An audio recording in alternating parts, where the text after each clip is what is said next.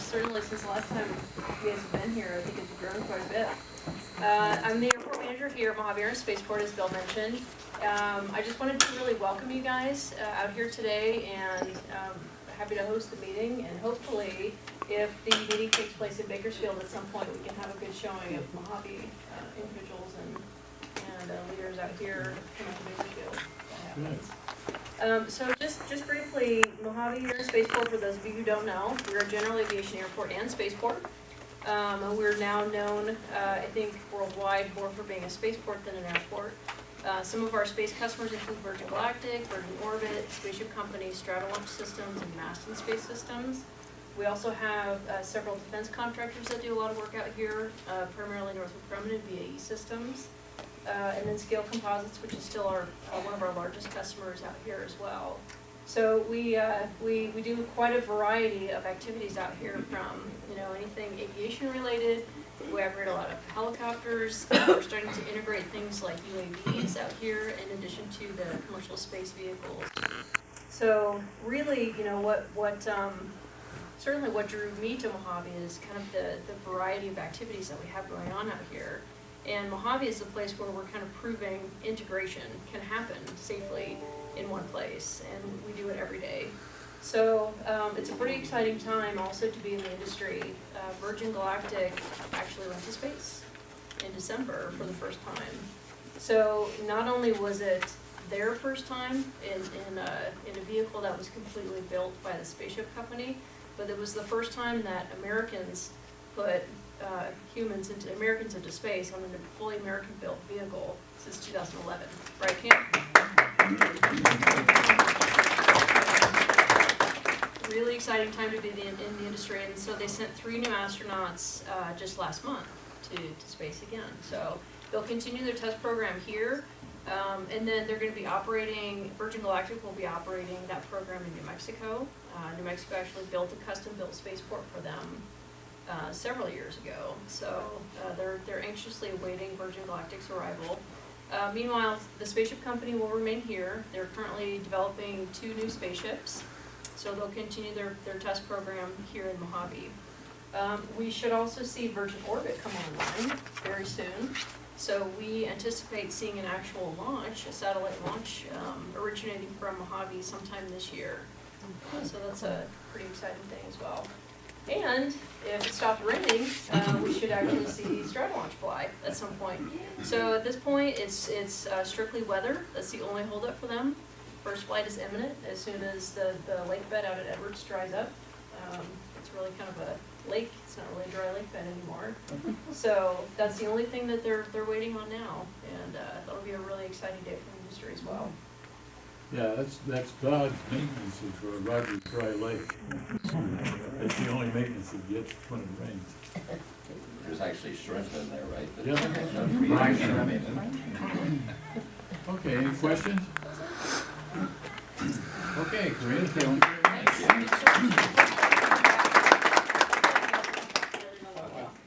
Okay, let's go around and have self-introductions, starting with Richard. If anybody has trouble, just raise your hand, we'll tell you who you are.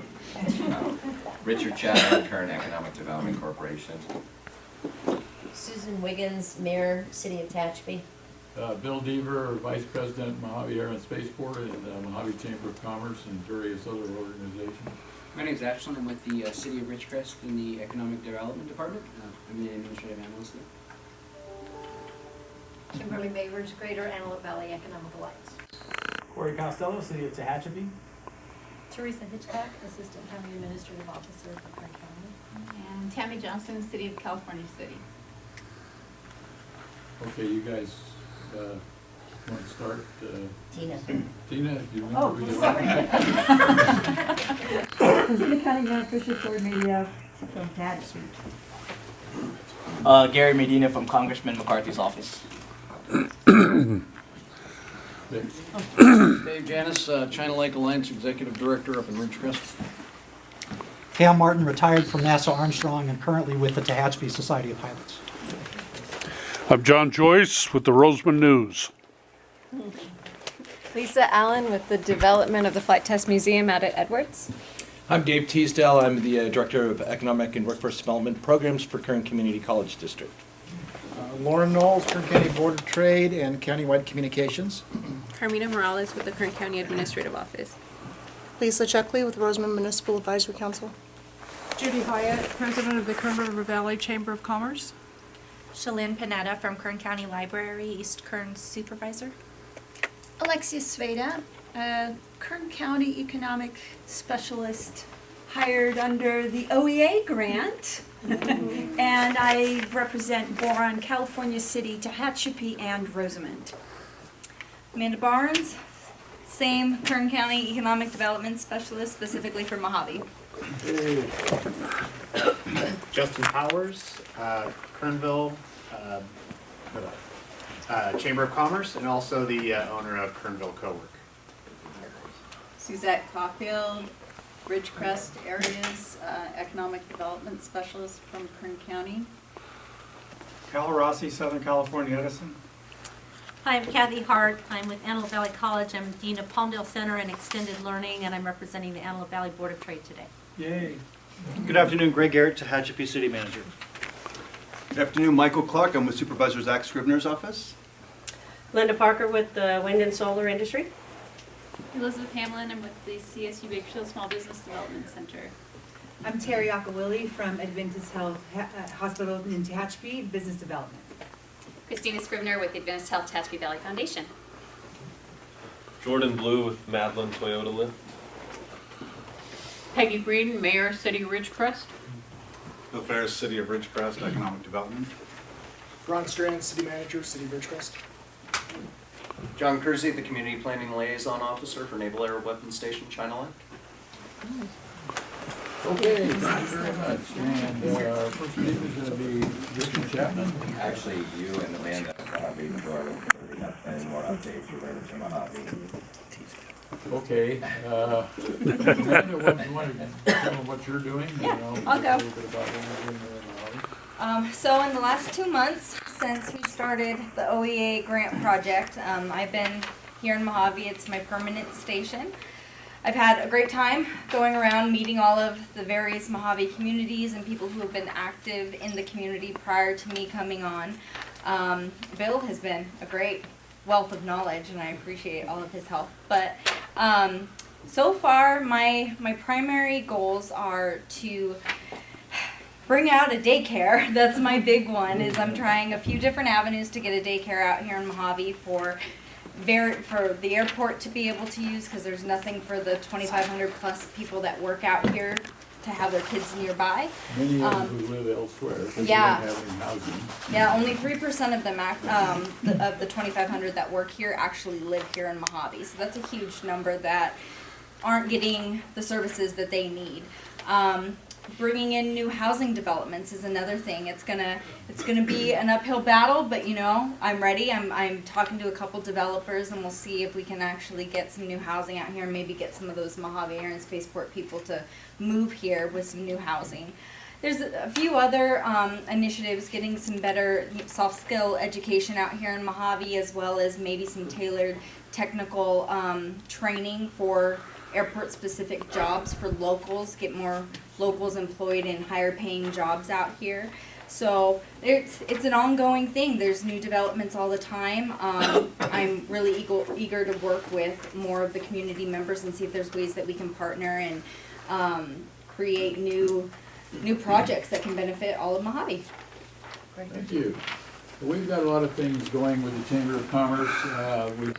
First of all, I want to thank Teresa Hitchcock and Richard and everybody else involved in this organization in getting that OEA grant. The county got about a $1.2 million grant, plus they got around 200 grand before that to decide whether or not we needed that grant.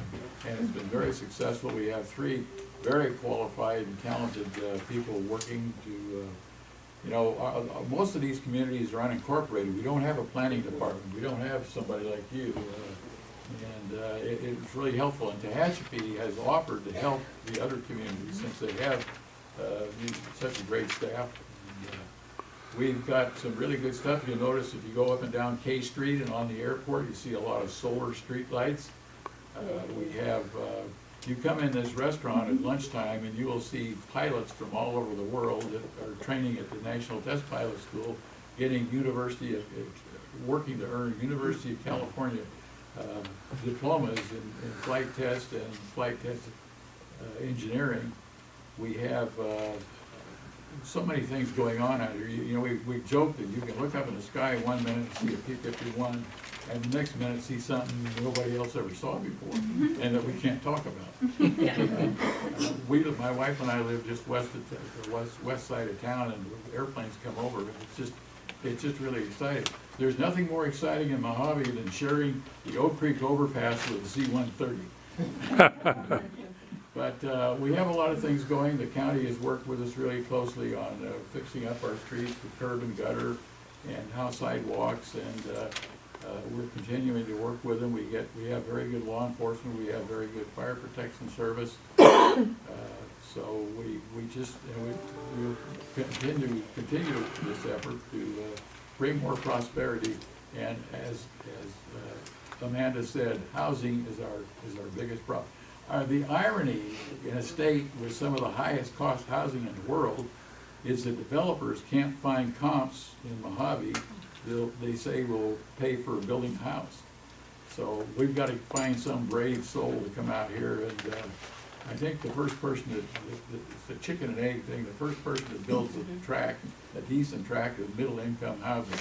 We got plenty of low income housing, but I think that person will start something. And apartments, because we have a lot of millennials. It's about half millennials and half older people, adults. And so, okay, thanks a lot. And now, Richard, would you like to talk? Oh, sure. Thank you. You always like to talk. Oh, yeah, I always like to talk. Okay, a couple of things. I'll skip it. Yesterday, some of you may have attended the Kern Economic Summit. I know Corey, Greg, anyone else? Oh, yeah? Oh, see? Well, there you go. Among our 400 closest friends were there. And, you know, we had, obviously, there was a significant talk about the economy, California versus the U.S. versus Kern County. And we know Kern County, the opportunity and potential, I'm very confident in. The challenges are Sacramento. Bill, you're going to fix that, right? Oh, sure. Okay. I'm not running for it. Okay. Not at my age. And you know what? Our momentum and the like. How do we work with some of the regulations that are potential regulations that are coming out of Sacramento? We've various industries, oil, ag, but also I know we talked about the potential for a California Aerospace Commission. Maybe that, I don't know if you have an update of that on Bill, because that obviously is something of import where we are right now. One of the things that I'm very driven by is innovation in our county, and look at East Kern. I mean, this is we have several innovation centers. So we had an innovation panel, and we just had discussions about how do we connect right to East and West Kern. We're going to talk later today about September 9th, was now the date for the meeting in Bakersfield. Kind of get our ducks in a row, have all the AV and the presentation. We believe, have that stellar dog and pony show. So September 9th, I have a location, but I want to confirm it next week before we publish it.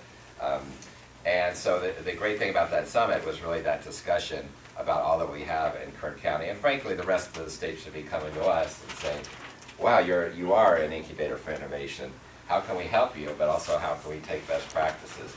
Along those lines, we kickstarted a new initiative called KITE, which is the Kern Initiative for Talent and Entrepreneurship. And I know some of you, I know Teresa and Corey and others were at the meeting. Anyone else raise their hand? Oh, Amanda, great. And I have some great visuals. We're about to go formally public with it, but the first meeting was January 31st with the communities throughout the county and the educators. And we had a great workshop discussing what is happening. Actually, Justin was there. He has one of the first maybe the first co-work facility in the county. In East Kern County. East Kern, okay. And if you haven't seen his digital nomads, hopefully you saw when we put out our e-news. I noticed you got some good new views, so that's positive.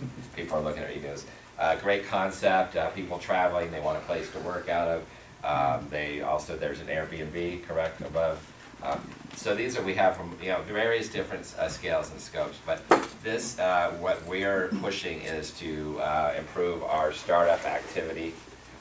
We are, as many we talk about, we're 95th or 94th in the country for a number of young firms in our county. A young firm is between 0 and 5 years old, yet Fresno County is number 30th. Riverside is, I think, 40th.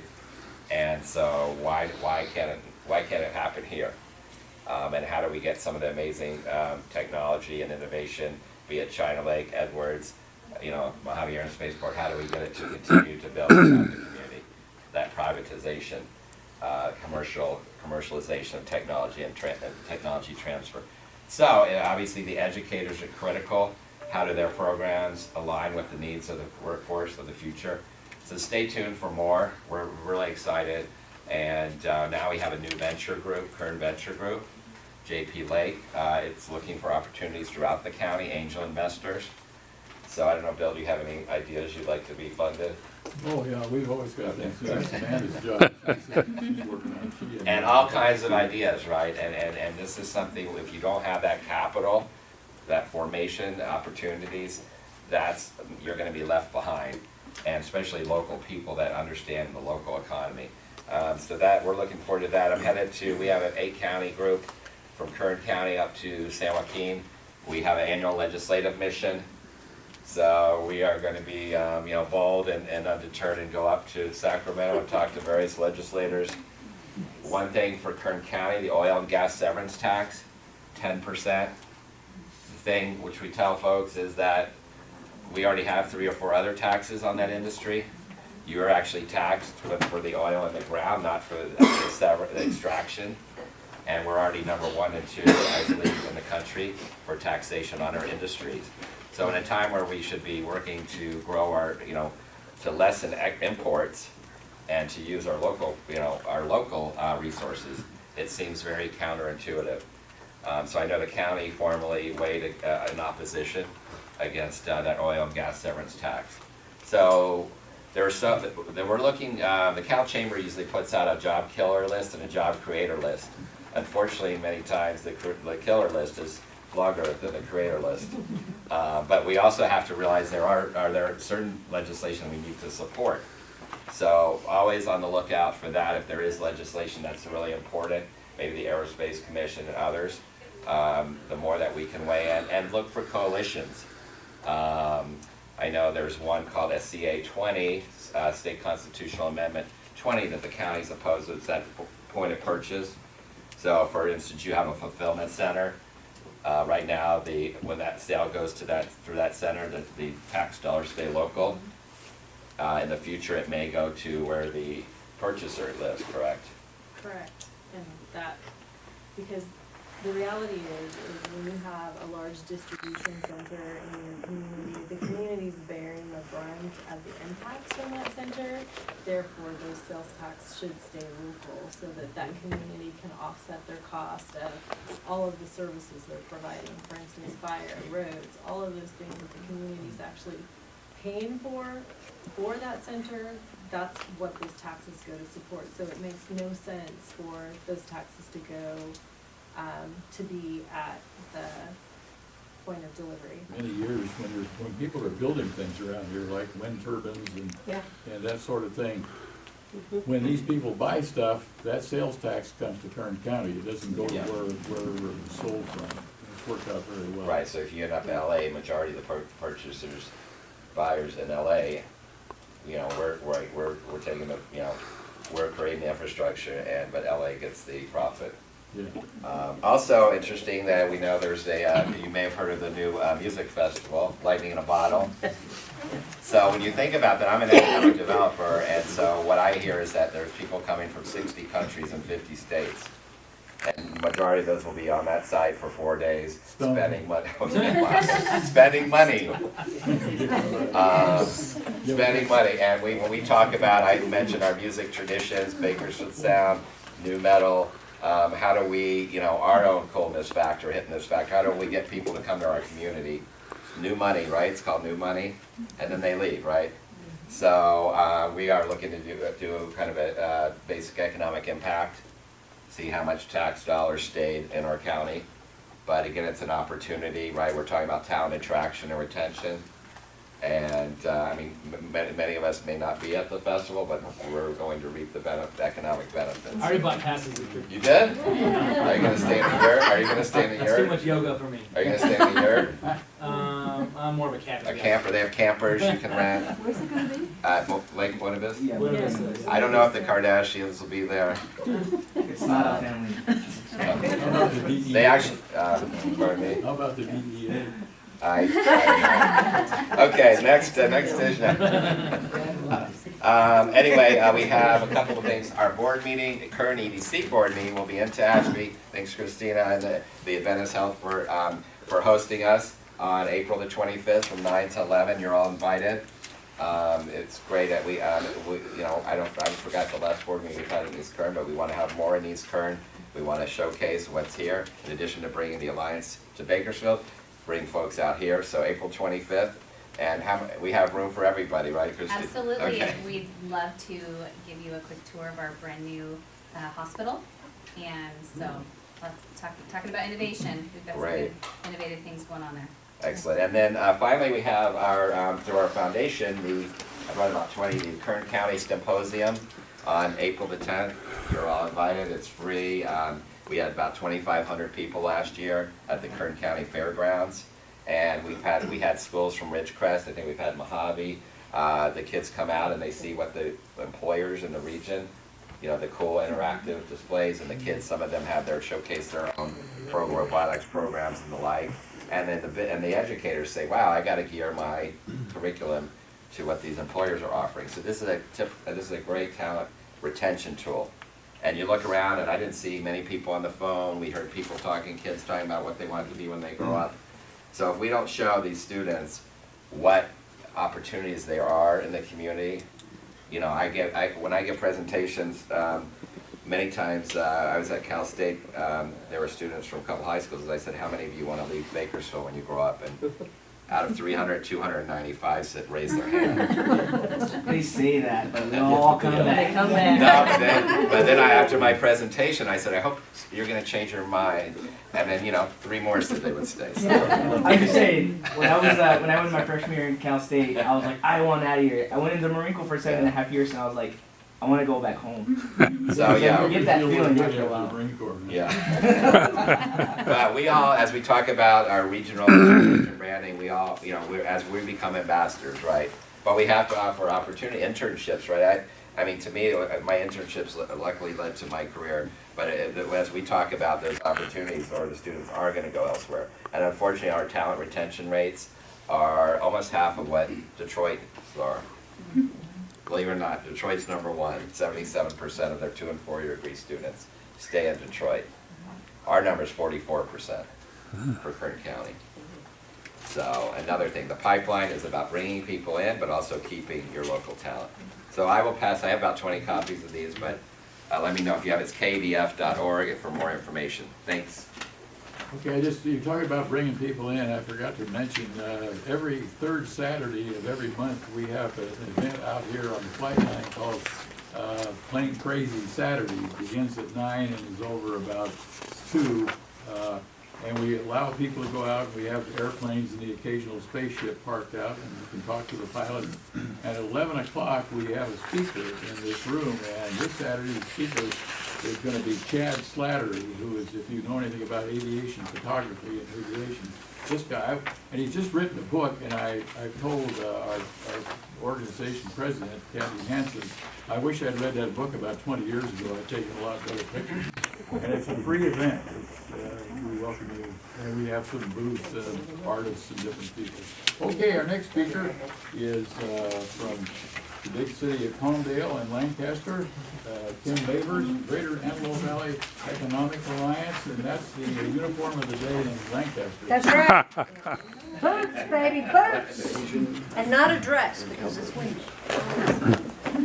So, wind is good. Cool boots. Wind is power, man. So, all of you know that the most wonderful time of the year has concluded, and the roundtable report is out. And I want to share this with you and encourage you to support the work that we do which is telling the Antelope Valley story and sharing all the good news about everything that we're doing here. We know we're awesome, but the rest of the world seems to forget that. So take a look at the roundtable report and make note that next Thursday, the 21st, is our quarterly event where we're actually going to unveil the roundtable report. Adam Fowler from Beacon Economics is going to come up from LA and talk about the bullish economy of the Antelope Valley. Did everyone get a report? First of all, just make sure. So, the 21st, I have some flyers here about the event on the 21st. It's from 11 to 1. It's in Lancaster at the Hellenic Center. And between Adam... the best food in the Antelope Valley, too. It's pretty good. It's not rubber chicken. I don't even know what we ordered, but it's not rubber chicken. Well, it's Greek. That's great. It is Greek, sometimes. Sometimes you get Greek wedding leftovers, which is always a falafel. There's a falafel involved somewhere. Falafel's not Greek, it's Yeah, well, it's Greek there. In Lancaster, it's Greek. Anyway, let us continue. So, March 21st is our quarterly event. Adam Fowler from Beacon Economics will be here. Beacon Economics, as part of all the economists that I've worked with in the last 6 years, the guys at Beacon, Chris Thornburg and Adam and Richard, what's the other name?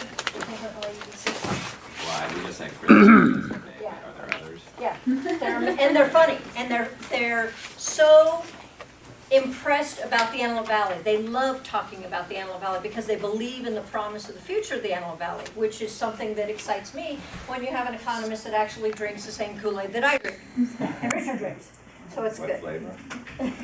But I want to share with you guys our centerfold story this year. This report this year is my swan song, and I got to do the aerospace is in our DNA theme.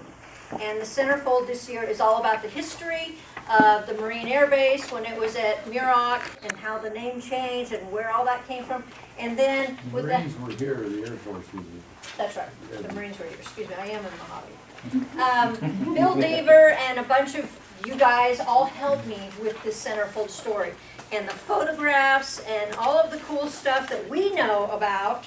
But this is the piece that you can share with the rest of the world, and it's all about the history of aviation and aerospace in the Antelope Valley.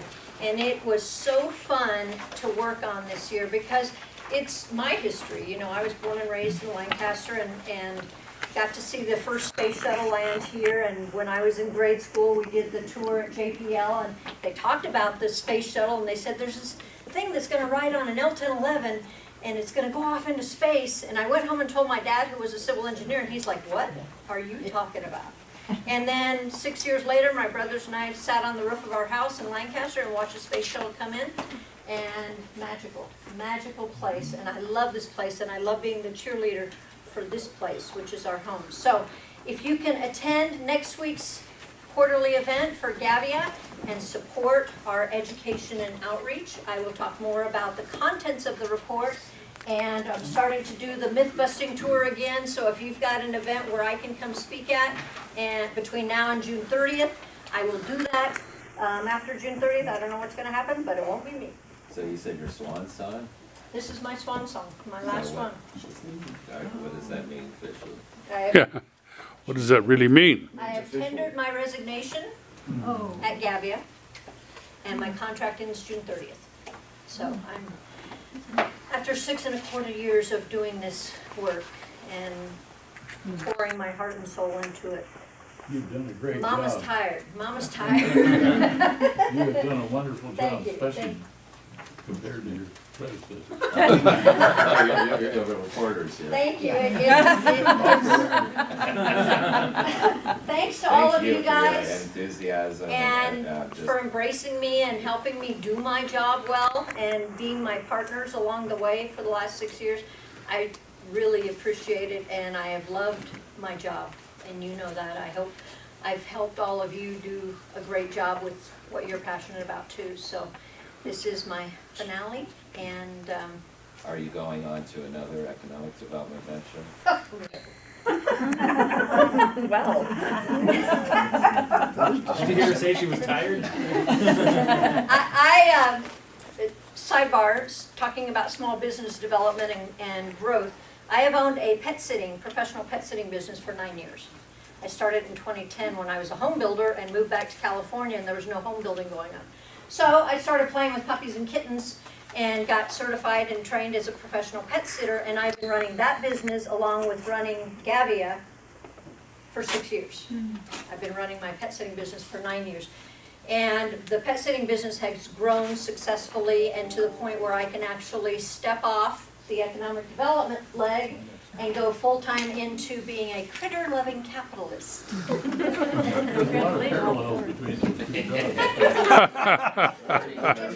herding cats. It's economic development. It's all about herding cats, and I'm a professional. So anyway, I want to thank all of you. I expect that I'll be at the next East Kern Economic Alliance meeting, but if I'm not, you'll have 2 more events at Gavia to see me at, the March and the June, and then I'm not leaving. I'm still going to be here, but I might have a lot more cat hair or dog hair. How much do you charge for, what are your rates for It those? doesn't.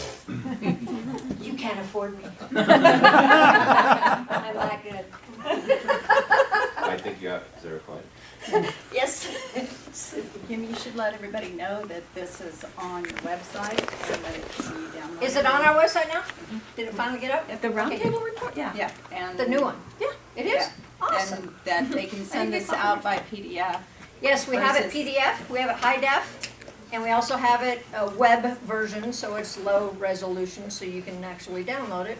And it is flippable. Is it flippable on our website? He hasn't even told me that it's on there yet. Yeah. Wow, he's so good. And just a shout out to South Street Digital in Tehachapi. They are amazing. Lydia and Audrey designed this entire book and took over from our team at Pixum, who's now in North Carolina. And South Street Digital in Tehachapi killed it this year. They are so good. And so if you have anything that needs to be designed or printed, I highly recommend shopping local. Any other questions? I highly recommend those people. They do a lot of work for the chamber. They're fabulous. Oh my gosh. Any other questions? Just one. Yes. Before you leave, could you purge the old seal out so it doesn't continue to go into the book? No.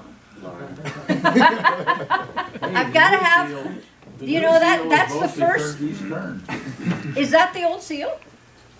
If you look inside the book, yes, the old seal is right there. Page 12. Page 12. There you go. Dang. Okay, send me an email and remind me. That is the correct one on the back. That's the correct, okay, they look an awful lot alike. No, but the new seal's got most of East Kern stuff on it. Okay, Don't tell send me an people email what's because there's, so far, and we've had this out for a month, so far we've only had 2 corrections. And usually at the outlet conference, people are coming up and jamming me up and showing me all the typos, and they've got their red marker out and telling me what. David Cobb's the current chair. Huh? David Cobb's. Here we go. Please mark up the roundtable report and send me your edits. We will do a digital corrected version before I leave on June 29th. The new digital version with any corrections that you all send to me will be in it. So Lauren, thank you. Just send me an email, let us know, and we'll get her done before I depart. So thank you. I'm going to give you a round of Yes.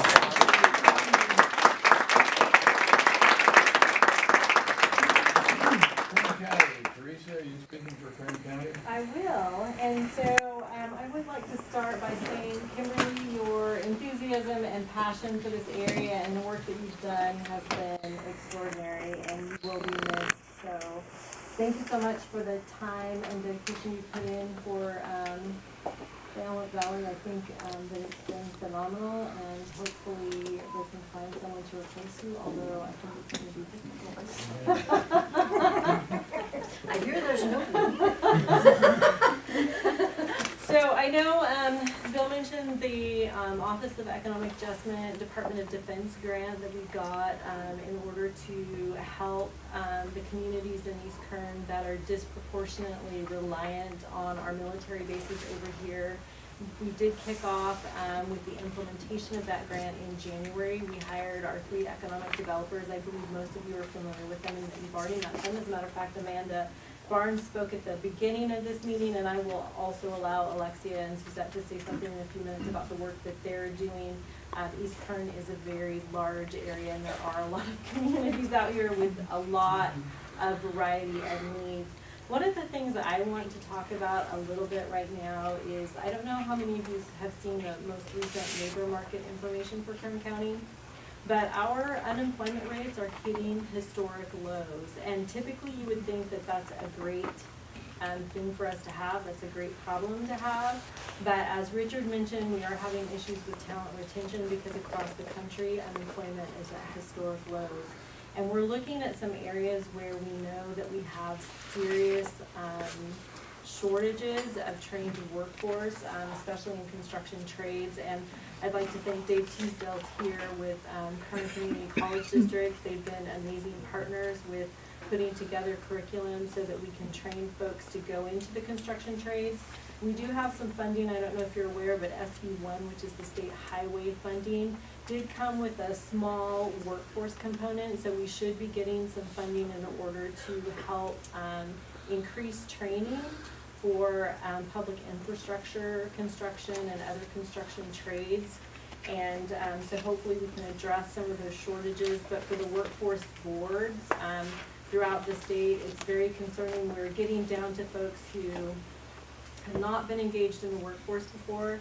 They do take a considerable amount of training and hand-holding in order to get them ready. But it's also an exciting time because we're seeing a lot of folks coming off social services roles and really taking up a place in the workforce that they haven't had before. So although it's something that we're trying to work through, and I know that Greg Garrett and I had a pretty extensive conversation about some of the workforce issues that Tehachapi is facing at lunchtime. So we are aware that that's going on. We are working through the workforce board to address the training that we need to have in order to make sure that we do have a skilled workforce for our employers, because it's really important if we want to grow our economy. So that's one thing that I wanted to talk about. The OEA DOD grant, I'm going to have Alexia Zabeda talk about some of the work that she's doing. Now, when I introduce myself, I am working with Boron, California City, Tehachapi, Greater Tehachapi, and Rosamond. Let's see, it's been barely 2 months, right? And a lot has happened, Maybe. I think, yeah. So I'm going to touch on a couple of things, and it was really, I was happy to hear this yesterday at the summit, that healthcare and education were addressed, especially when it comes to economic development. And to piggyback on something that you've been talking about, all of our communities need to have more career technical education. We need soft skills. And the three of us, the three musketeers, whatever you want to call us, we met with the newish dean for career technical development at Saracoso. And about a week after, she came down and visited with Amanda and me. Amanda toured her around Mojave. I toured her around California City, was able to take her on Edwards Air Force Base and to Boron. Had never visited these areas. She's new to our county. And she left with a very good impression of what our needs are. Was able to talk to people in each of these communities to hear what the needs were. She has some very good ideas of how to implement bringing education and career technical and soft skills to each and every one of those communities. So I left very hopeful. On the note of education, a couple of things, very specifically California City, for those of you who still might not know, we have an amazing airframe and plant class certification or pre-certification program that is in its first year at the high school in California City. And it is one of, I think, less than a handful in the country of its type. And as these students progress, by the way, the class is full, there's a waiting list, as the students progress by year 3, they will be going to Norm Hill Aviation, where they actually get to work on real planes. And the first such program was out of New York City, where they had high schoolers going to the airport in New York, in New York at Kennedy. And so this is a little smaller scale, but same thing.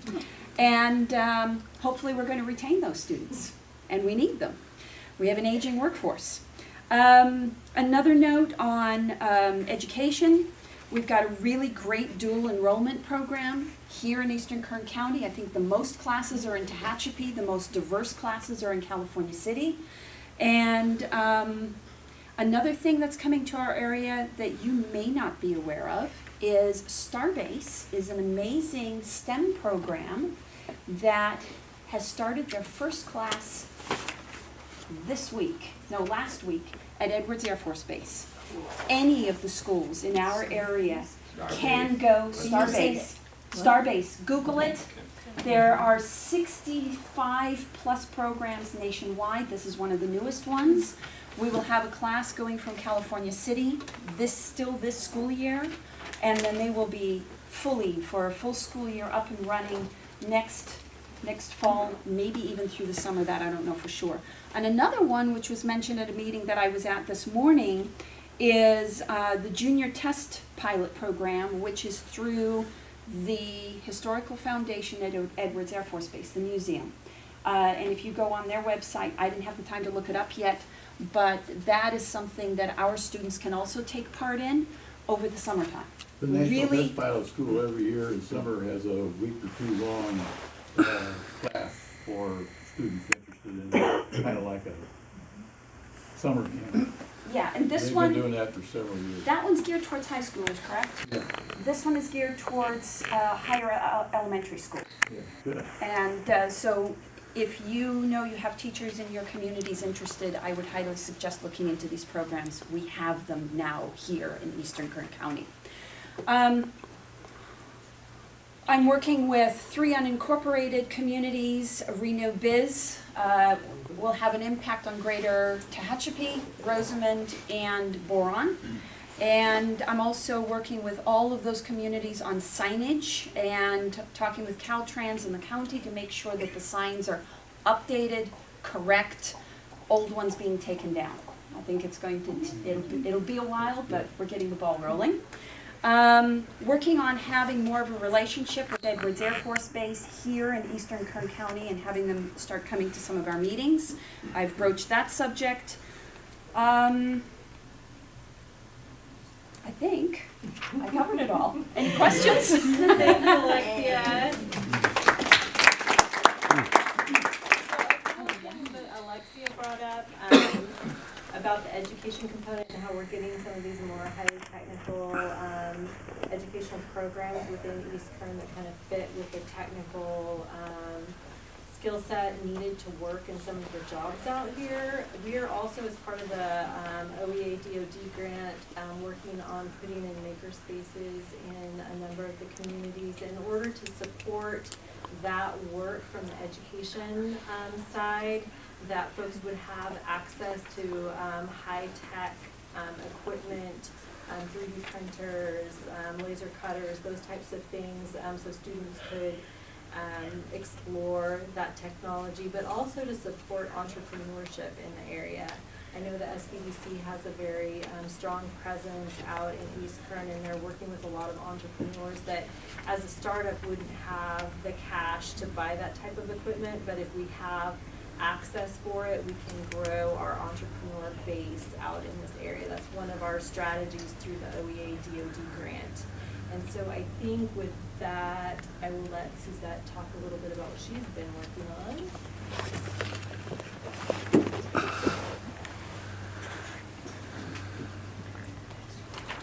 So I've enjoyed working with the Ridgecrest area.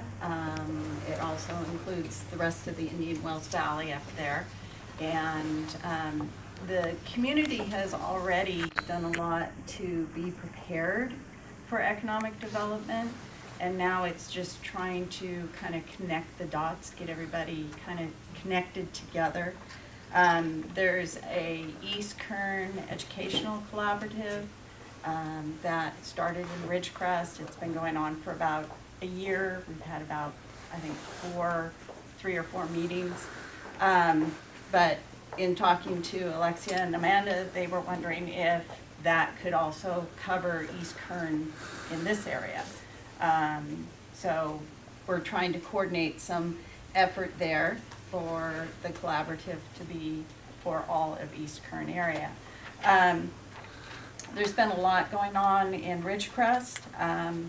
The local high school had a career and college day that we had quite a good turnout at.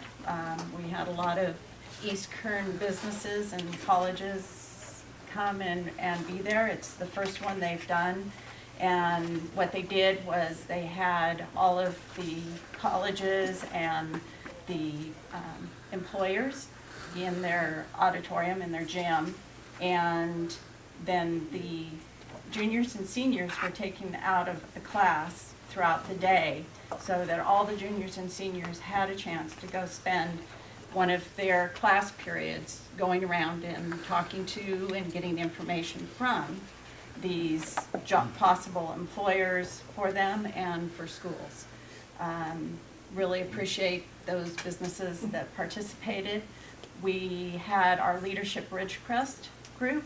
We had one of the teams from Leadership Ridgecrest as part of the support network for that. They did a lot of work to help get that off the ground. And during it, we sat and talked a little bit and thought that maybe next year we could actually make it bigger and then look at seeing if we could get some sponsorships for buses from Cal City, from Boron, from the other communities here in East Kern to actually be taken up to Ridgecrest, get to see the high school there, get to see our community, get exposed a little bit more to China Lake. And that might be a good way to help share the talents that we have there in Ridgecrest with the rest of East Kern. We have a Job Fest, a Kern Job Fest coming the end of April. I stopped by yesterday as they were packing up at Bakersfield. It looked like they had a really good Job Fest. And so I'm looking forward to really sharing that information with our local employers so that they can be at our Job Fest in Ridgecrest and possibly be able to tag a few more employees for our employers in the Ridgecrest area.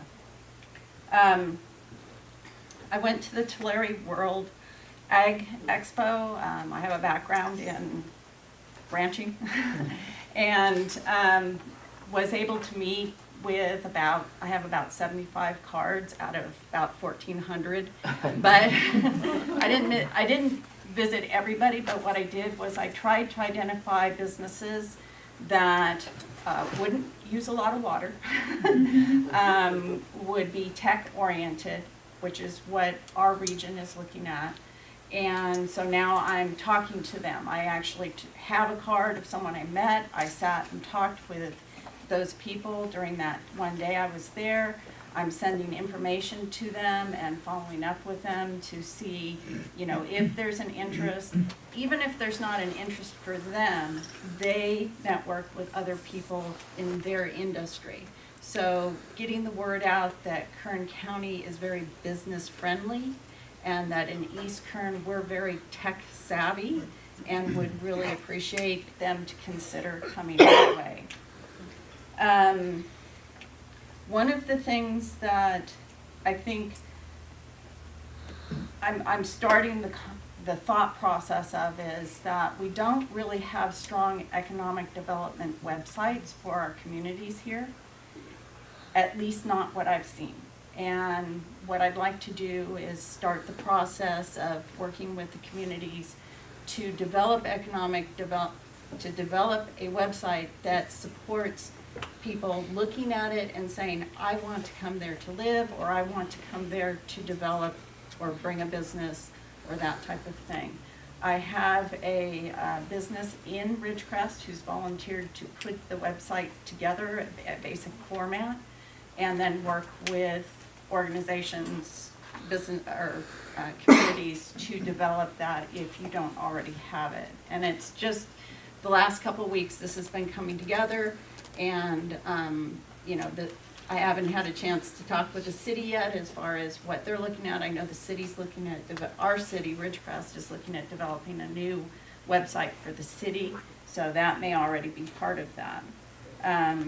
Also working with Caltrans for signage in the Ridgecrest area, and Shaylin and I have met to go over what's happening in our library for the makerspace. We do seem to have another organization in Ridgecrest that's looking at developing a makerspace. So I'm still trying to figure out who that is so that I can touch base with them and coordinate some effort. So that's basically what I've been up to. I've enjoyed it and look forward to another 22 months at least. So does anyone have any questions about the OEA DOT grant or Renew Biz or kind of the workforce development piece? Okay, who's gonna speak? Well, you spoke for Kern County. How about the Board of Trade? Yeah. Thank you. I'll be real brief. Good. A new thing for me. As far as countywide communications, we put on Savannah Maldonado, which you've met before, and she's really amping up our social media. If nothing else, go to Facebook and follow County of Kern. There's a weekly video update that focuses on what's going on around the county that's doing really well, getting a lot of followers. As far as our film commission, as you know, East Kern is a major part of the film permits that we do. David Chavez, who's doing the film permits, is being hammered right now. We're doing so many film permits. And I want to promote a local film that not necessarily is related to East Kern, but a film is just coming out, and it's called Oildale. And you can all laugh about it, but it's a wonderful film. Rick Davis helped in a lot of the coordination of it. It's a very pro-veteran film. It's a drama. And so go to Oildale the movie, and you'll see the trailer for that. It premieres on the 30th of this month at the Fox Theater. By the way, when I was growing up in Kern County, that was pronounced Oildale. Oildale. I was born and raised, and I still live in Oildale. Lawrence, someone told me that Captain Marvel has a Rosamond sign in it. Yes. Well, they showed a lot of that efforts too. Yes, we've definitely done a lot of East Kern video or film permits. So that's my report. Go look at the trailer and enjoy. Thank you. Okay, anybody here from First District Supervisor's Office? Actually, SBDC, I think it is, sorry. Huh? SBDC. Hi. Oh, we've got, that's right, I'm sorry. It's all right. Hello. You're a lot better looking than the guys that usually show up. Thank you. It's lovely to see a lot of you. I've met many of you or spoken to you online. I am newly promoted Assistant Director of Small Business Development Center at CSUB. I am proud to be born and raised in Bakersfield and then an expat. Now I live in the Kern River Valley. So East Kern, I love East Kern. I love driving around and visiting areas. And we have a lot of consultants who also enjoy visiting our East Kern communities. Our updates really about what we decided to focus on this year. We saw there's a lot of innovative technology businesses not getting funding that they need. So we have been working with CalSeed and bringing workshops into the area. The deadline just ended for this CalSeed grant, which was covering innovations in technology, so water, battery storage, and carbon sequestration and other areas. We had a really good attendance in our workshop, and we had at least one apply that's sent us information review for the next process in there. We've also done some webinars, a lot of webinars. This year we're doing 2 webinars a month, and a big focus is in these alternative funding and for these innovative technology type businesses. And so the America Seed Fund is, if you're familiar, it's a SBIR, STTR grant. There's $2.5 billion that the federal government gives these technology-based businesses in different areas, like the DoD, we have Health and Human Services, and they've set aside a portion of awards and money for the Central Valley, which includes all of Eastern Kern County. And so we have hired, or working with 2 additional consultants who focus on this America Seed Fund and these grant programs that are there to review these applications for these entrepreneurs to help get these ideas into potentially commercializing.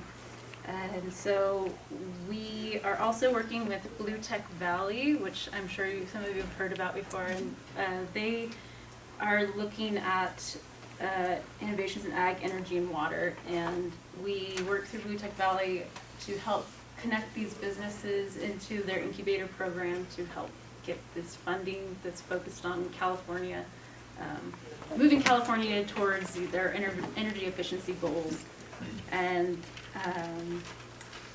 so I also am happy to say that our national accreditation has been renewed for being the Economic Development Center in Central California focused on technology businesses. So that accreditation, when it happened in 2016, there were only 12 SBDCs, regions, and 3 SBDCs across the country now. So I haven't looked at the new numbers, but I'm happy to say we have been renewed that accreditation. And our goal and our focus is on getting these businesses in East Kern who are so focused on technology and innovation and getting them money. We want to help people get money. Good. And I'm proud, I started at BC and now graduated from CSUB, and now I'm in the online MBA program, so I'm also going to apply for CSUB. I can do homework at home in the Kern River Valley, so I'm like, yay. Is that out of, is that course out of Sarasota? It's out of CSU Bakersfield, so they just launched an online MBA program. So I don't have to commute 3 hours to school anymore. Thank you. Okay, now, first district. Oh, Kern River Valley people.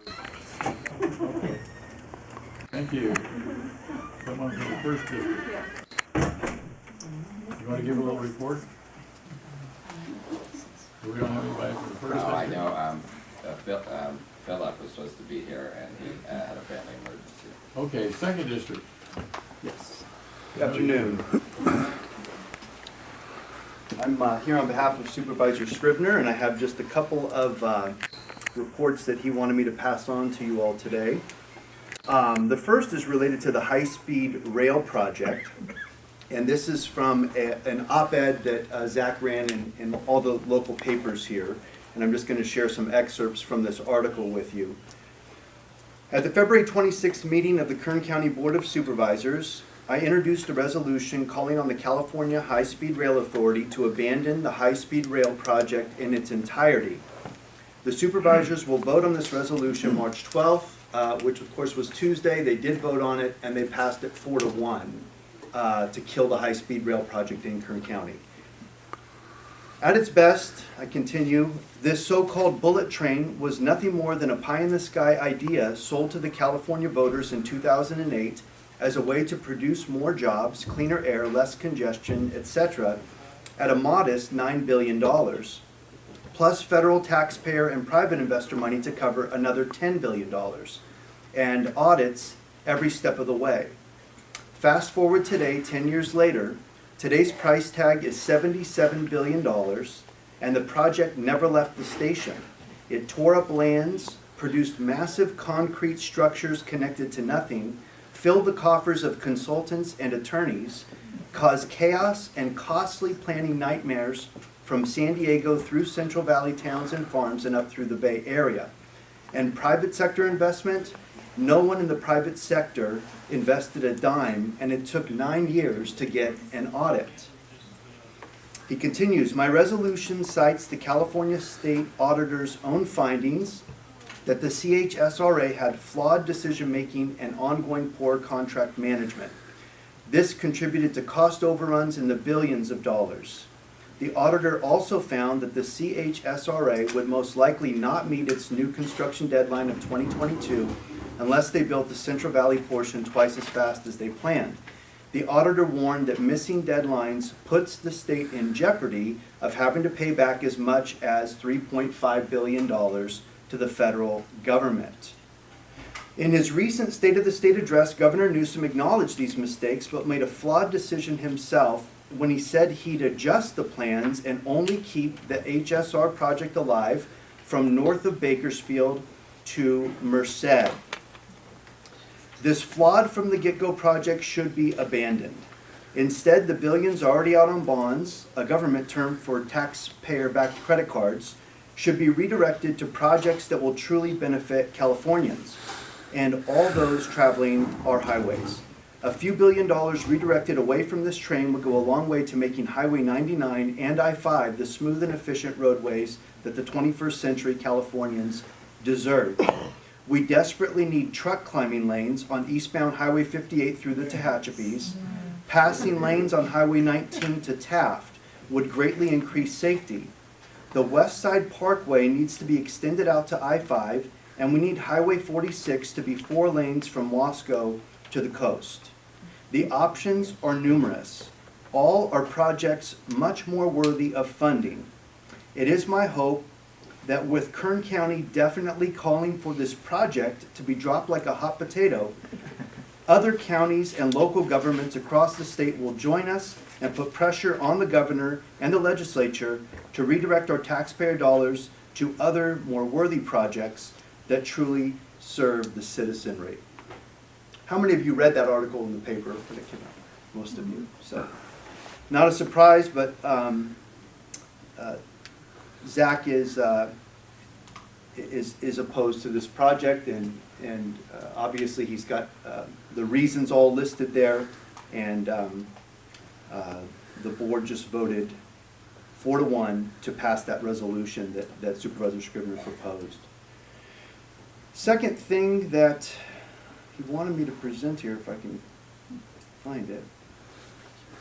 These are some budget kind of bullet points on East Kern with economic activity that, again, that Zach had me present to the GTEDC the first part of the year.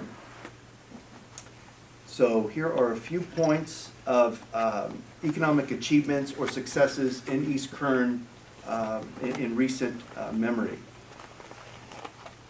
The county has been an active participant in all 5 base realignment and closure, or BRAC rounds, 1988, 91, 93, 95, and 2005, including supporting both the China Lake Alliance and the Edwards Community Alliance. In 2009, Kern County, along with KEDC and members of a number of East Kern communities, formed the East Kern Economic Alliance to create a strategic marketing and branding campaign to promote the region's diverse industries, such as aerospace and defense, energy and natural resources, and transportation and logistics. This coordinated effort also serves to support the growth of emerging industries, such as healthcare services and startup activities. Kern County has become the largest producer of renewable energy in the state due to investments in East Kern County. These renewable energy projects have created hundreds of construction jobs and have also created hundreds of permanent jobs. In 2016, the Golden Queen mine reopened, likely the last gold mine ever in California, creating hundreds of jobs. In 2013, the county established RenewBiz in order to support community development and help the vision of our unincorporated areas become reality. Between 2013 and 2017, the county has awarded just over $895,000 in RenewBiz grants for 121 projects in East Kern. Grants will be offered again this year. The county received $450,000 in federal funding through the Office of Economic Adjustment, Department of Defense, OEA DoD grant, to fund an economic diversification study. And the county has received the second round of funding from OEA DoD for approximately $800,000 to assist with implementation. As you are aware, implementation includes the funding for 3 economic developers to ensure that we are moving forward on the strategies outlined in the diversification study, and they're all here today. Finally, Supervisor Scribner and the county's planning department have worked with unincorporated communities in East Kern to develop community visioning plans. Rosamond in 2011, Mojave in 2013, Old Town Tehachapi, and Boron in 2014, which have been included in the OEA DoD implementation strategies. Goes on to say this is a sustained effort. We have all been working hard to build a robust economy in East Kern for many years, and we have a track record of results to show for it. Little long-winded today, I apologize for that. That's all that. Okay, thank you. Mary Beth, you want to talk about Boron? She's not here, I thought I saw her come in. Yeah, okay, we have our, I'm sorry, I was going to put you on first, and then our representative from Ridgecrest, who has another event he has to go to. Yeah, it's true. No, thank you guys for letting me go first. I do have to leave here in a few minutes, so I apologize to everybody else who comes after. I don't mean to be rude, but I'm leaving. No, I'm sorry. So as it relates to economic development in Ridgecrest, our main focus right now is on the quality of life for those people who do call Ridgecrest home, in order to address kind of sort of the things that we've been talking about with regard to talent retention, and innovation. Right now, one of the things that we have going on is the park assessment, or a park assessment district, which is up for vote right now. We have, May, the 45-day ballot process. We have about 30 days-ish or so left. It's essentially up to a $49 per parcel assessment, or 1/2 commercial acre, in order to generate about $636,000 a year. That would help go towards improving our recreational facilities, sports complexes, parks, and the like. Also, we're finalizing a cost allocation study, so that those people who do want to, those builders who come into Ridgecrest and who do want to invest, know how much their projects are going to cost, whether that is multifamily housing to address the base's needs, whether that's single-family housing tracts, and other organizations that are out there with regard to innovation as well. So those are really the 2 main things that we have going on right now, and so hopefully that will solve other issues down the road. Good, have a safe trip. Thank you. Okay, California City. I keep this one really short because Alexia covered a lot of the information already provided. First, personally, regarding the test pilot school, my son had an opportunity to attend that when he was in high school at California City. Life-changing for him, embedded forever in his memory, and with his instructor as well, with his teacher. Was that the summer camp thing? Yes. Oh, good. He That's great. had an amazing time. He will never ever forget it. So I'm so grateful for that opportunity. Tomorrow evening, we're having the first of 5 community meetings required an application for grant money to assist with modernization of our park and our lake. I think it's important to have I'm on board with, it seems, the rest of the communities in East Kern, and I want to grow a family environment and a family-oriented atmosphere. So something such as the park, the lake, it really, we're competing for $8 million. And it would be a huge shot in the arm for us to be able to rehabilitate something in that area and make it a center for families to go to. So wish us luck on that. Edwards Air Force Base is hiring approximately 500 engineers at this time. Alexia covered very nicely, and Ridgecrest as well, the problem that we have in supplying the base with that sort of employment. We have a very ambitious STEM program at Cal City High School. The airframe and power plant class is exciting. It's probably the best thing to happen to that school in a very long time. But we do need to, I think, aim in our community for not everyone who goes to high school will wind up in the aerospace industry. That's just a fact. Not everyone will go to college. We need to have opportunities for these children to train in different areas that can be used in the community to retain them in our community. Because I truly believe the only way we will continue to survive is if we have young families come in, start to grow their own families, and then perpetuate from there. Because we're getting older and the same thing, it hasn't worked for us in many years, and we need to be thinking on a more progressive track. We're busy. I don't know how many of you are aware, but we've had a shortage in our police, fire, public safety departments.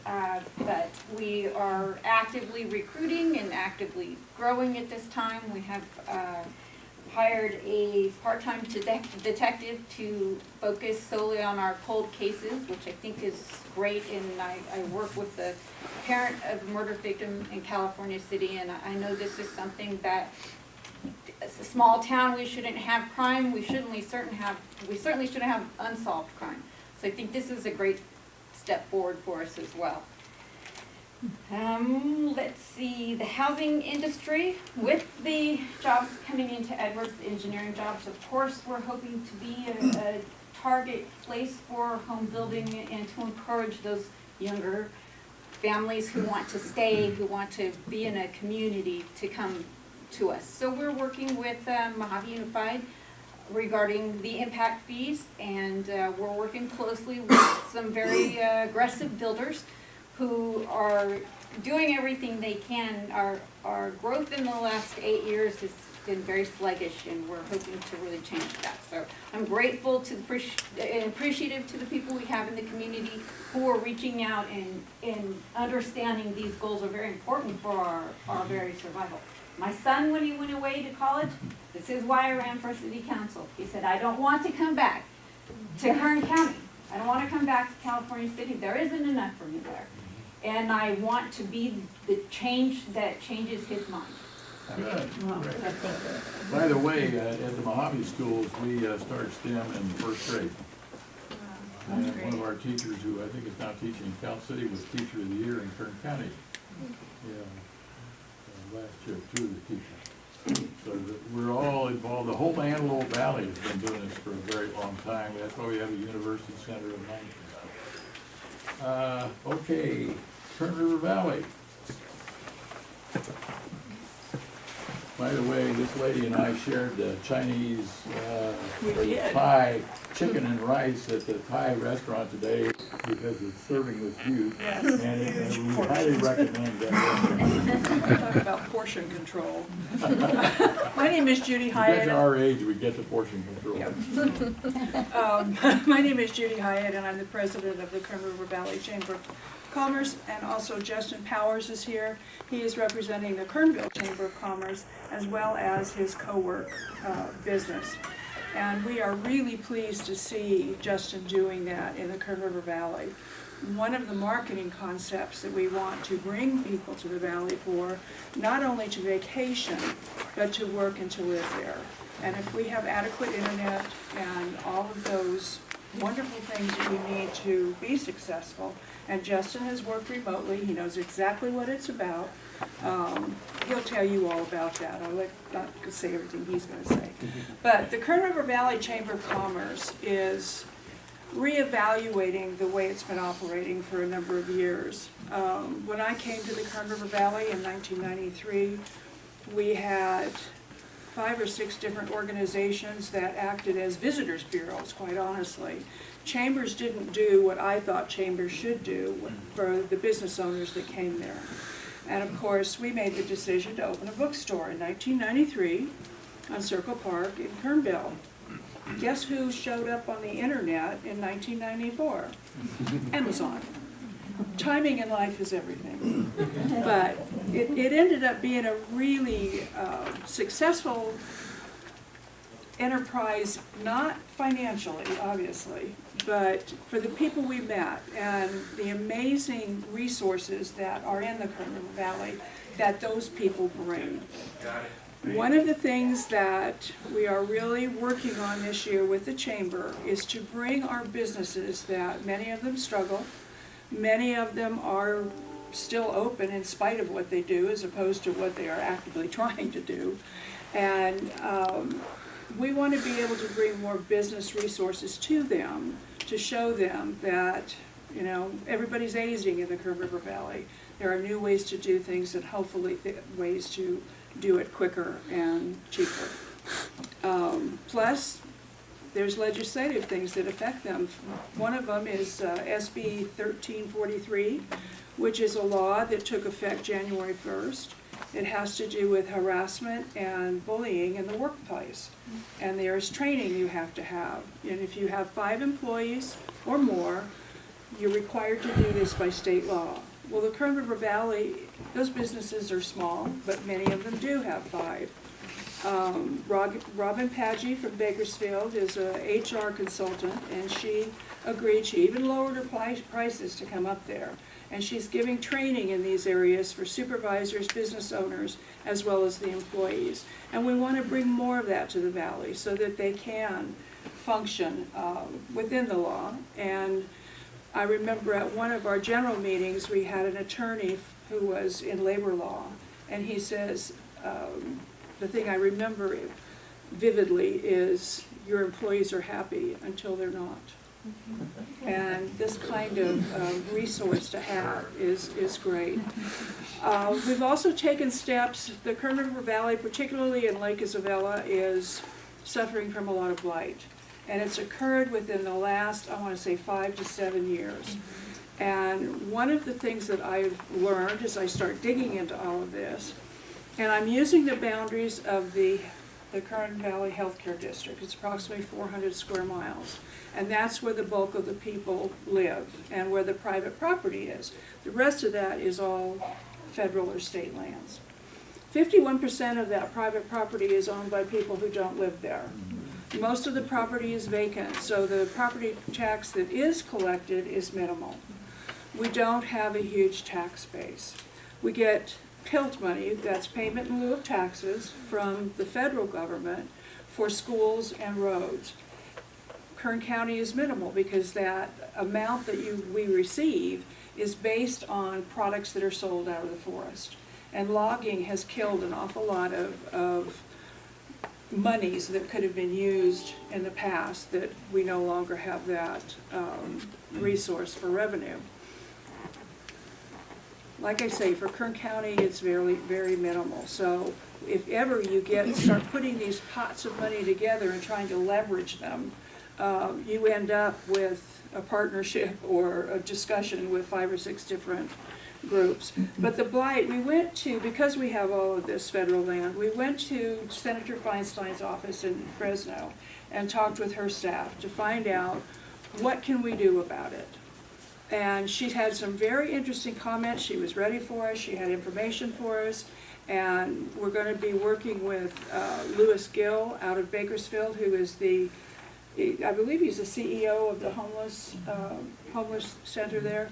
He has a lot of ideas and grant funding sources that can help us with blight. We are also working with the healthcare industry. For an example, there's a motel on Lake Isabella Boulevard that's been red tagged for I don't know how many years. The tag is no longer red, it's been bleached white from the sun shining on it. I don't know if the building is a knockdown or if there's enough of it whole where they can go in and create what they call an SRO, a single occupancy only, or single room occupancy. And that can be for those folks that are homeless. We have a big homeless problem in the Kern River Valley. And I'm not sure how much of that is attributable to there's no housing. The Erskine fire took care of any housing that was in a price range that people could handle. We lost almost 300 homes. And we lost an awful lot of those people in the sense that they had to leave the valley. And so that affected the schools and their average daily attendance. And I mean, it's just like, bam, bam, how much more can we take? Well, we've decided we can take a lot more. But in the meantime, we're going to go out there in the rest of the world and find out what it is we can do. We do have a developer that came in and is putting, they're like duplexes in South Lake. I noticed in the paper they had an advertisement where they're giving discounts to military, to law enforcement, and to the hospital. That doesn't hit the demographic that needs the break. We have, in our school systems, we have 98% free and reduced lunches. They can't afford the $1,000 or $1,200 a month for rent. So I don't know if they will consider subsidized housing, but who knows? We're going to work on it.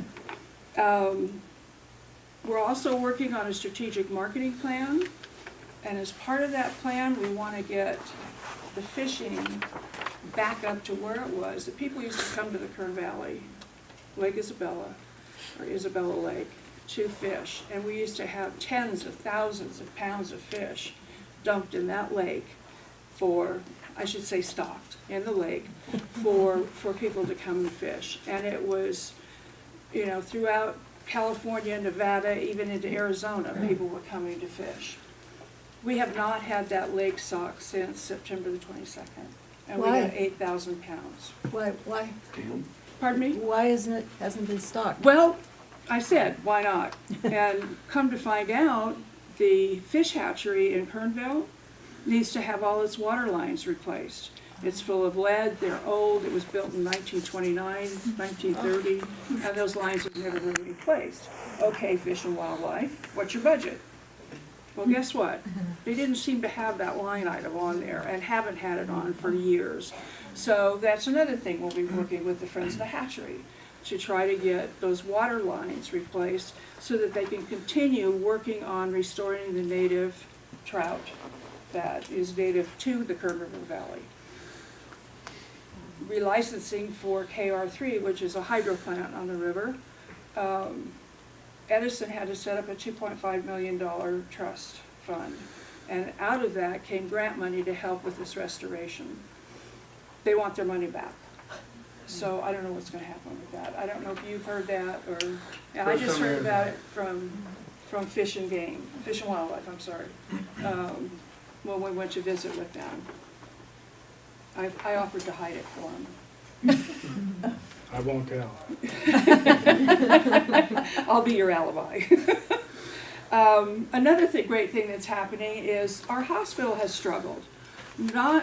Well, primarily money is an issue because the clientele is Medi-Cal, Medicare, and reimbursement rates for that at that particular hospital are cost plus 1%.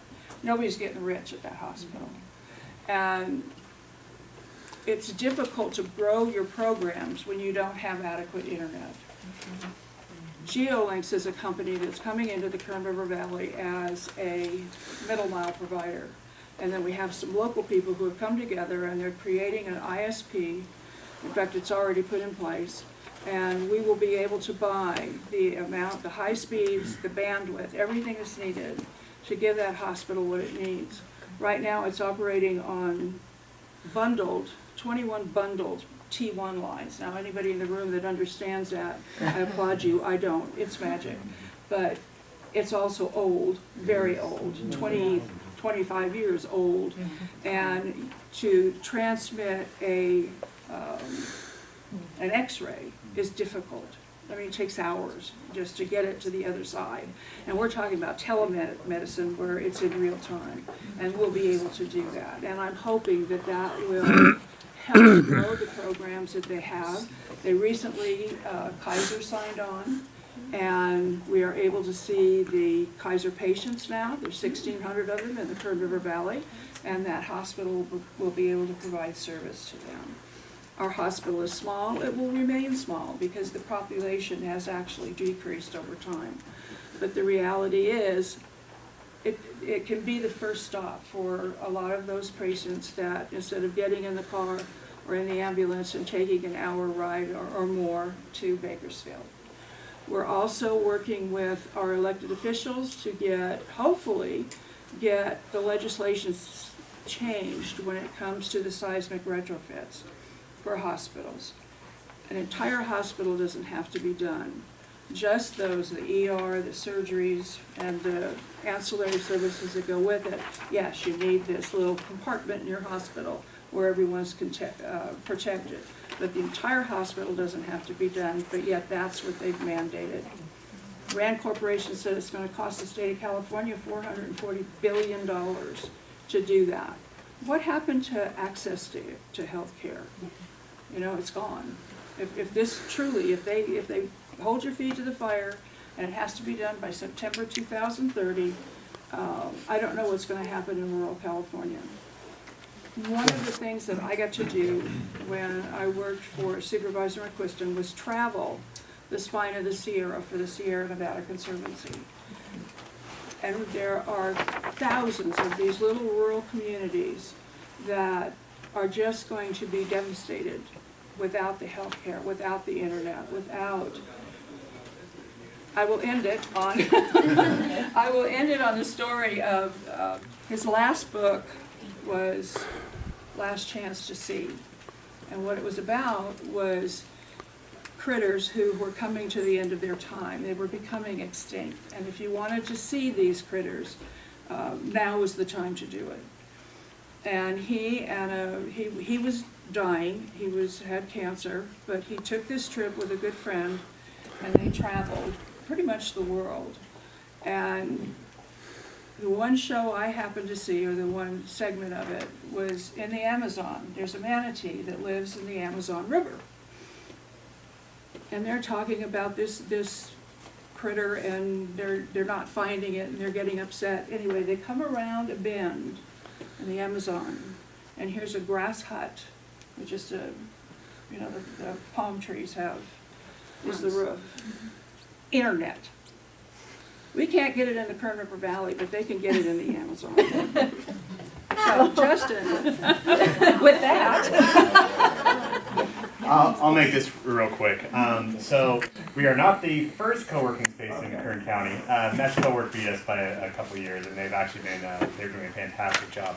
We are the first co-working space in Eastern Kern County. So we're in Kernville. How many of you saw the Digital Nomads video that was in the newsletter? Take a look at that. It's a great example of what we're all about. I can send it out to the whole East Kern group, especially everybody today. Yeah. So it's a great example of what we're all about. Starting out with taking people that might come up to the Kern River Valley for 2 to 3 days. But if there's a place they can work out of, maybe it's been 10 days, 20 days. And maybe they decide, well, heck, why am I going back to my sardine can in LA, San Francisco, Silicon Valley? Why not just live where I play? In fact, just yesterday, I spent all morning working for a large technology company in San Francisco. And then during lunch, I went and did some whitewater kayaking in the park. And then I went back to work after that. Like, it's a great place to work where you play. And that's what we want to try and offer the Kern River Valley as. It's a great place to work where you play. So we're starting out right now. We're focusing on talent acquisition. So getting people from outside the valley to say, hey, that's actually not a bad idea. Since I can work off my laptop, why don't I just come to the place that I love to spend my free time and just live there full time? At the same time, we're working on talent development. So we're teaching classes to local students. We've taught programming for kids classes. We've done some video production classes. And we've got a whole roster of classes that we're working on that we're teaching out of the co-working space to try to show the students in the valley that, one, they can get, they are capable of getting these high-tech, high-demand jobs. And if they want to work in these high-demand fields, they don't have to leave the valley. We have a great place where they can work out of, and they can network with others that do the same kind of work, and they don't have to leave the valley. Or they can, go do the college thing and come back to the valley. It's really a great opportunity for them. Justin, you work with a national company, right? Yeah, so I work for a large company called Salesforce.com. I've worked for them for the last 6 years, and I do it right out of Kernville. It's this day and age we're in, you don't have to live where you work. You can work where you want to live, which is something that previous generations haven't had the ability to do, and that's something that we're really wanting to capitalize in the Kern River Valley. And you came back from Sacramento, you moved to Sacramento and then? I did. So I'm actually the 7th generation of my family to live in the Kern River Valley. I went up to Sacramento for about 10 years. Got a great job up there, and then one day me and my wife looked at each other and said, well, why are we still in Sacramento? And we decided we'd much rather live right next to the lake and the river and the mountains, and that's where we're at now. Some things that were the next steps that we're wanting to take at Kernville Co-work is we really want to get into innovation and entrepreneurship. So we, especially since the KITE meeting, I haven't stopped thinking about having a startup incubator in the Kern River Valley, especially following something very similar to the Bitwise model and the Geek Academy, which both came out of Fresno. And another thing I would really love to do is to create a makerspace in the Kern River Valley. So I'd love to talk about the grant you're talking about earlier.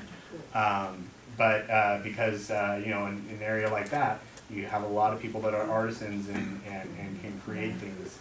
And so you give them the next generation of technology and tools, and it's amazing what they're going to be able to do. So we're just getting started. We're only a year in, and it's going to be exciting to see what we can do over the next year. Yes, as mentioned on the dollar store. Well, 6 things happened in Rosamond since we last met. Some good, some bad. Yeah. We opened a new Dollar General, our second one in town. And that's big. That means people are coming to Rosamond and wanting to build. We had a school board meeting last night, and we spent 10% less than we did last year at this same time. And that's good news, because we're one of the 3 school districts in the state that is in the negative designation, which means we have no reserves. And we have to borrow money from Kern County. But we will be whole in the 21-22 school year, and we're happy that we're on track for that. Rick Keefe retired, as you may know, and Keefe and Sons Ford was where everyone bought their cars in Rosamond. So there's a big building and a big lot there for anybody that wants to fill the void. Rick told me that he was 71, he wanted to retire and spend more time with his grandkids, that it wasn't necessarily selling cars or all the people that bought from him over the years, but he was tired of doing it. So, let's see, what else is coming up? Our urgent care facility opened, is doing a great business, and that's such a huge convenience for us because we had to drive to Lancaster before, and now all the people from the base or even from up here can use that urgent care area. So with Dollar General and urgent care, Rosamond's in Fat City. I want to thank you for covering the last meeting where you tape the whole meeting, right? Right. It's online. On YouTube. All right. Okay, who's speaking for tonight? Thank you so much.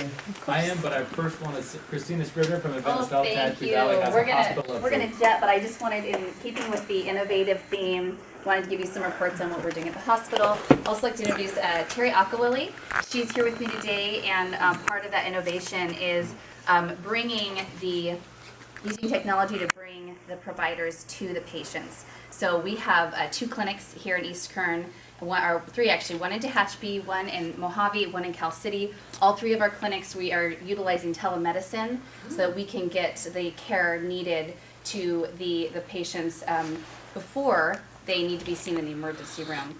if they do need to be seen in the emergency room or if they end up in our ICU, we also have a telemedicine robot there. So really excited about the fact that we have opened this brand new state-of-the-art beautiful hospital, but we have more needs to fulfill, and we have a really robust plan to get there.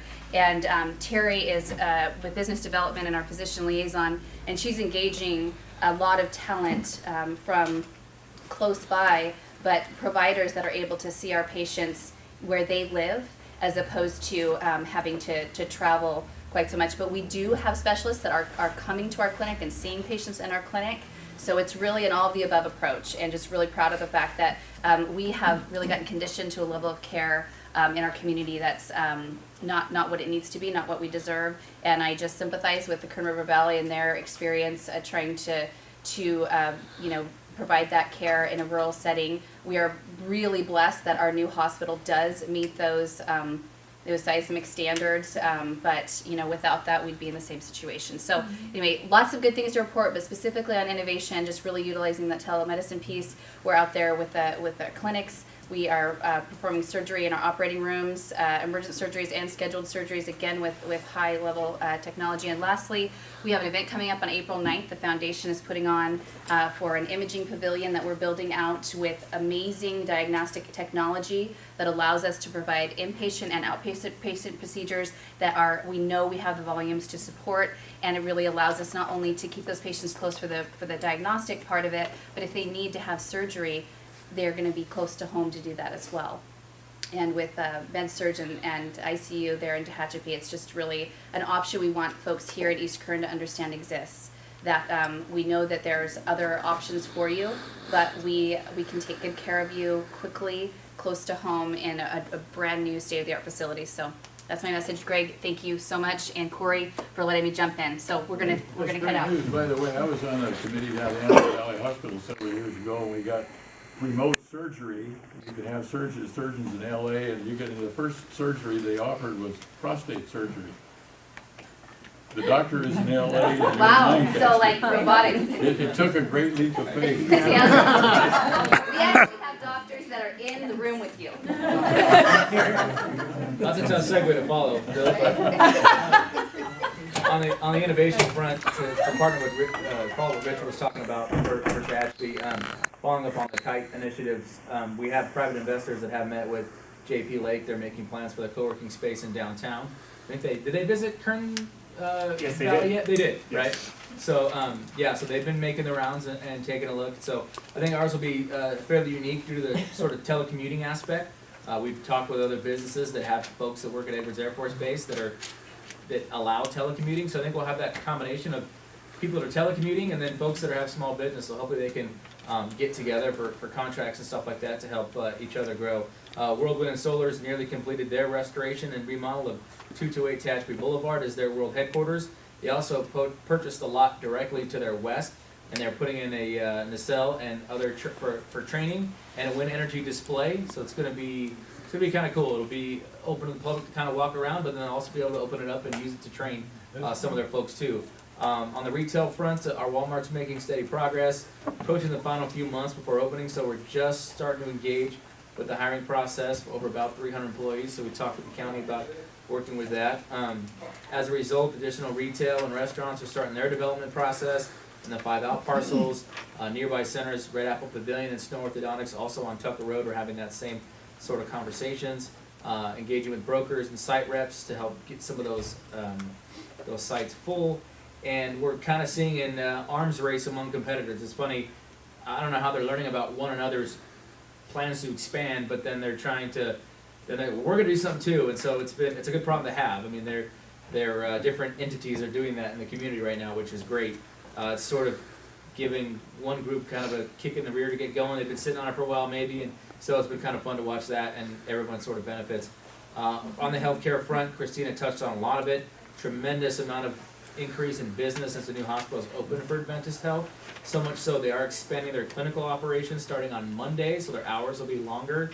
Their main competitor, this is one of those arms race things, but their main competitor in Kern County, Dignity Health, they came to the market shortly after the hospital opened, and now they're actually expanding their facilities with 6 days a week walk-in services starting in April. So it's Kaiser up there too. And Kaiser's up there, and they've expanded a little bit with walk-in lab draw stuff, and they're always in the market for a bigger facility because they're doing very well. So it really has, the level of healthcare has risen pretty impressively over the last several months. And then on the housing front, at last count, I mean, they're currently just shy of 1,900 new homes in some sort of stage of planning in the city. These range from the large master plan developments you might have heard of, like Stage Ranch was about 1,000 units, to some older tract maps that were recently purchased by new developers who were want to build again. So that's good. So the next year should provide sort of a shift in our market and availability. And finally, our transit center is open. We did ribbon cutting a couple weeks ago, downtown Park and Ride and Transit Center. It is now, since the ribbon cutting, the soft open, we had about 20% usage. Since the ribbon cutting, it's 80% full every morning, every day. Yesterday morning, Greg and I went in especially early because Richard had a 7 a.m. event in Bakersfield. So, but it was good going into work an hour early to see the commuters actually. And I saw 3 van pools loading up from the Park and Ride, people parking and getting the vans and stuff coming down here, going to Edwards. So it's great to see that being used. Great partnership with Kern Cog, and get some air quality mitigation grant money to get that going.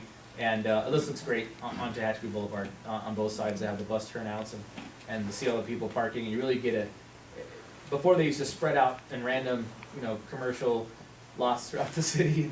That was a whole other problem, but it's great to see them all kind of in one spot, and you kind of get a feel for how many people really are commuting on a daily basis. That's it. Good, great. Okay, the next phase, we're going to have a little discussion on our trip to Bakersfield on the 9th of January. You want to put that on? September. Yeah. Don't show up on January 9th. Yes, we had at the previous meeting in Ridgecrest, actually, every report, we were talking about how do we get the West Kern folks to see what's happening in East Kern. And I guess, sometimes you have to move the mountain, right, to the people. So we thought, what better way but than to go to Bakersfield and present the story of East Kern, especially innovation. And of course, Rum's not built tonight, so after the fact, we realized rather than the next meeting, maybe we needed more time to put together this, what is it, Grammy or Oscar production, and even obviously military footage and things like that. So we've decided on September 9th. Hopefully that works well. If it was July, obviously we wouldn't have the pull because of the summer. 9th's great, and we are going to push it out through our e-news, to our board list, member list, and we just wanted to get all of your thoughts on, is that a good time, and do the communities think, or want to move forward on it? Yep. Well, I'm chairman of the East Kern Economic Alliance / East Kern Educational Resource Network, which is the anti-BRAC organization the Board of Supervisors created about 2005. We did a couple of videos. We did it with White Bear Enterprises in Bakersfield. Carolyn Jones, do you remember? I remember White Bear, I think, way back when. Yeah, we also did a thing on the gas tax thing, but we've got a couple of videos, and the biggest problem we had was getting video out of Ridgecrest. I mean, it was there for us. So I'm sure we can get some stuff for you. Yeah, we want obviously to be seamless versus have, each community, I mean, we want the community reps to speak, but also whatever that video is to be similar, tied together. And then also Q&A. I mean, yesterday's innovation panel was great, but it could have run another hour or two.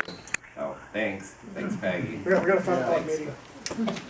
Sorry, everybody. See ya. So we want, to coordinate, and obviously we can, working with the communities, and we have the 3 new developers.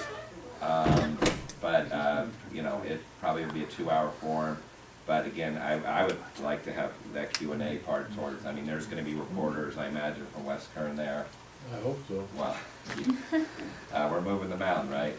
Yeah. Hopefully TV as well. Couple questions, Richard. The 9th is a Monday. Is that going to draw the right? Well, I guess I already told you the wrong day.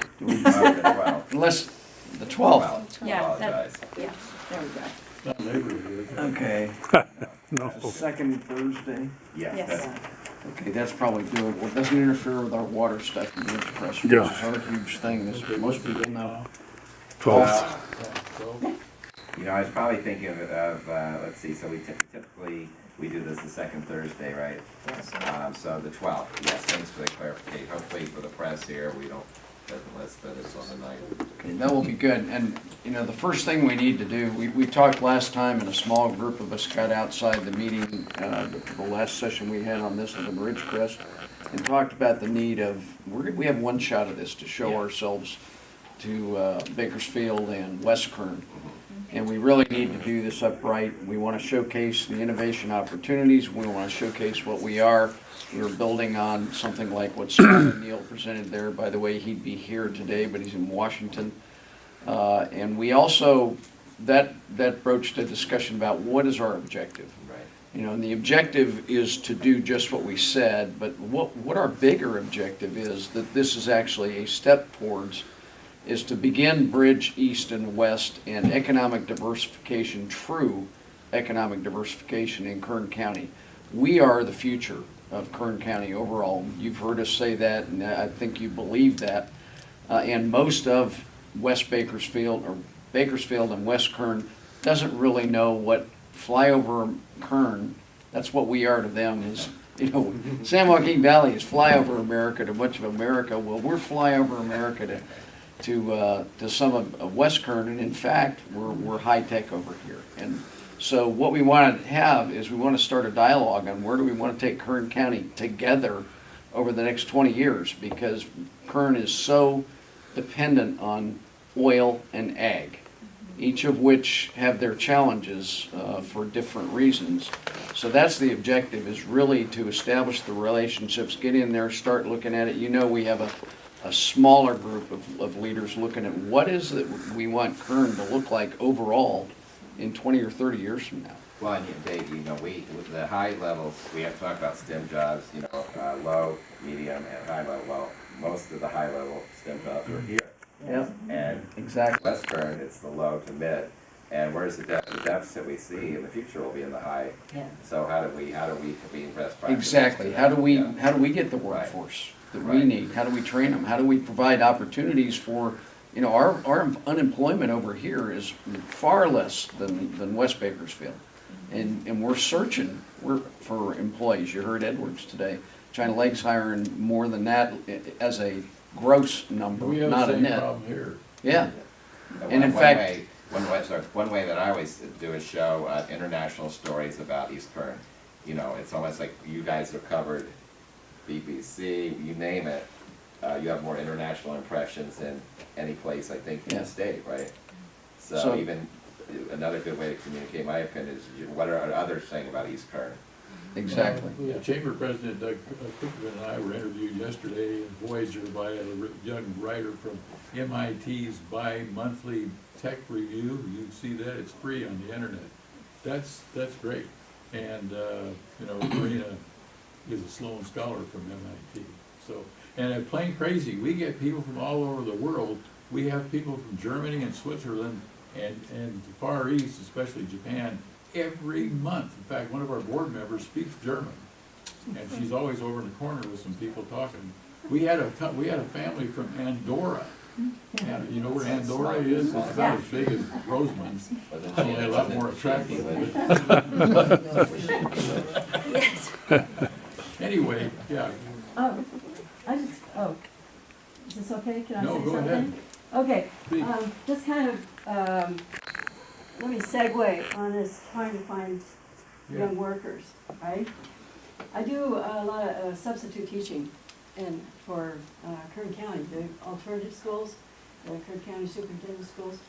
And I have discovered that these kids, I'm talking kids maybe 13 to 18 in the high schools, they don't know how anything works. They don't know how the economy works. They're used to people getting paid under the table. They don't understand. I mean, I've had to explain to them a lot of times, you know, about paying into Social Security. You know, if you don't pay into Social Security, you're not going to get anything when you're 65. Of course, a lot of them can't see living as long as that, and some of the circumstances they're in. but they feel outside the system. But a lot of these kids are natural entrepreneurs. The businesses that they run aren't exactly on the up and up, but they're natural entrepreneurs, and they're very clever and very smart. And this is a pool, I think, of kids that are that can be brought in.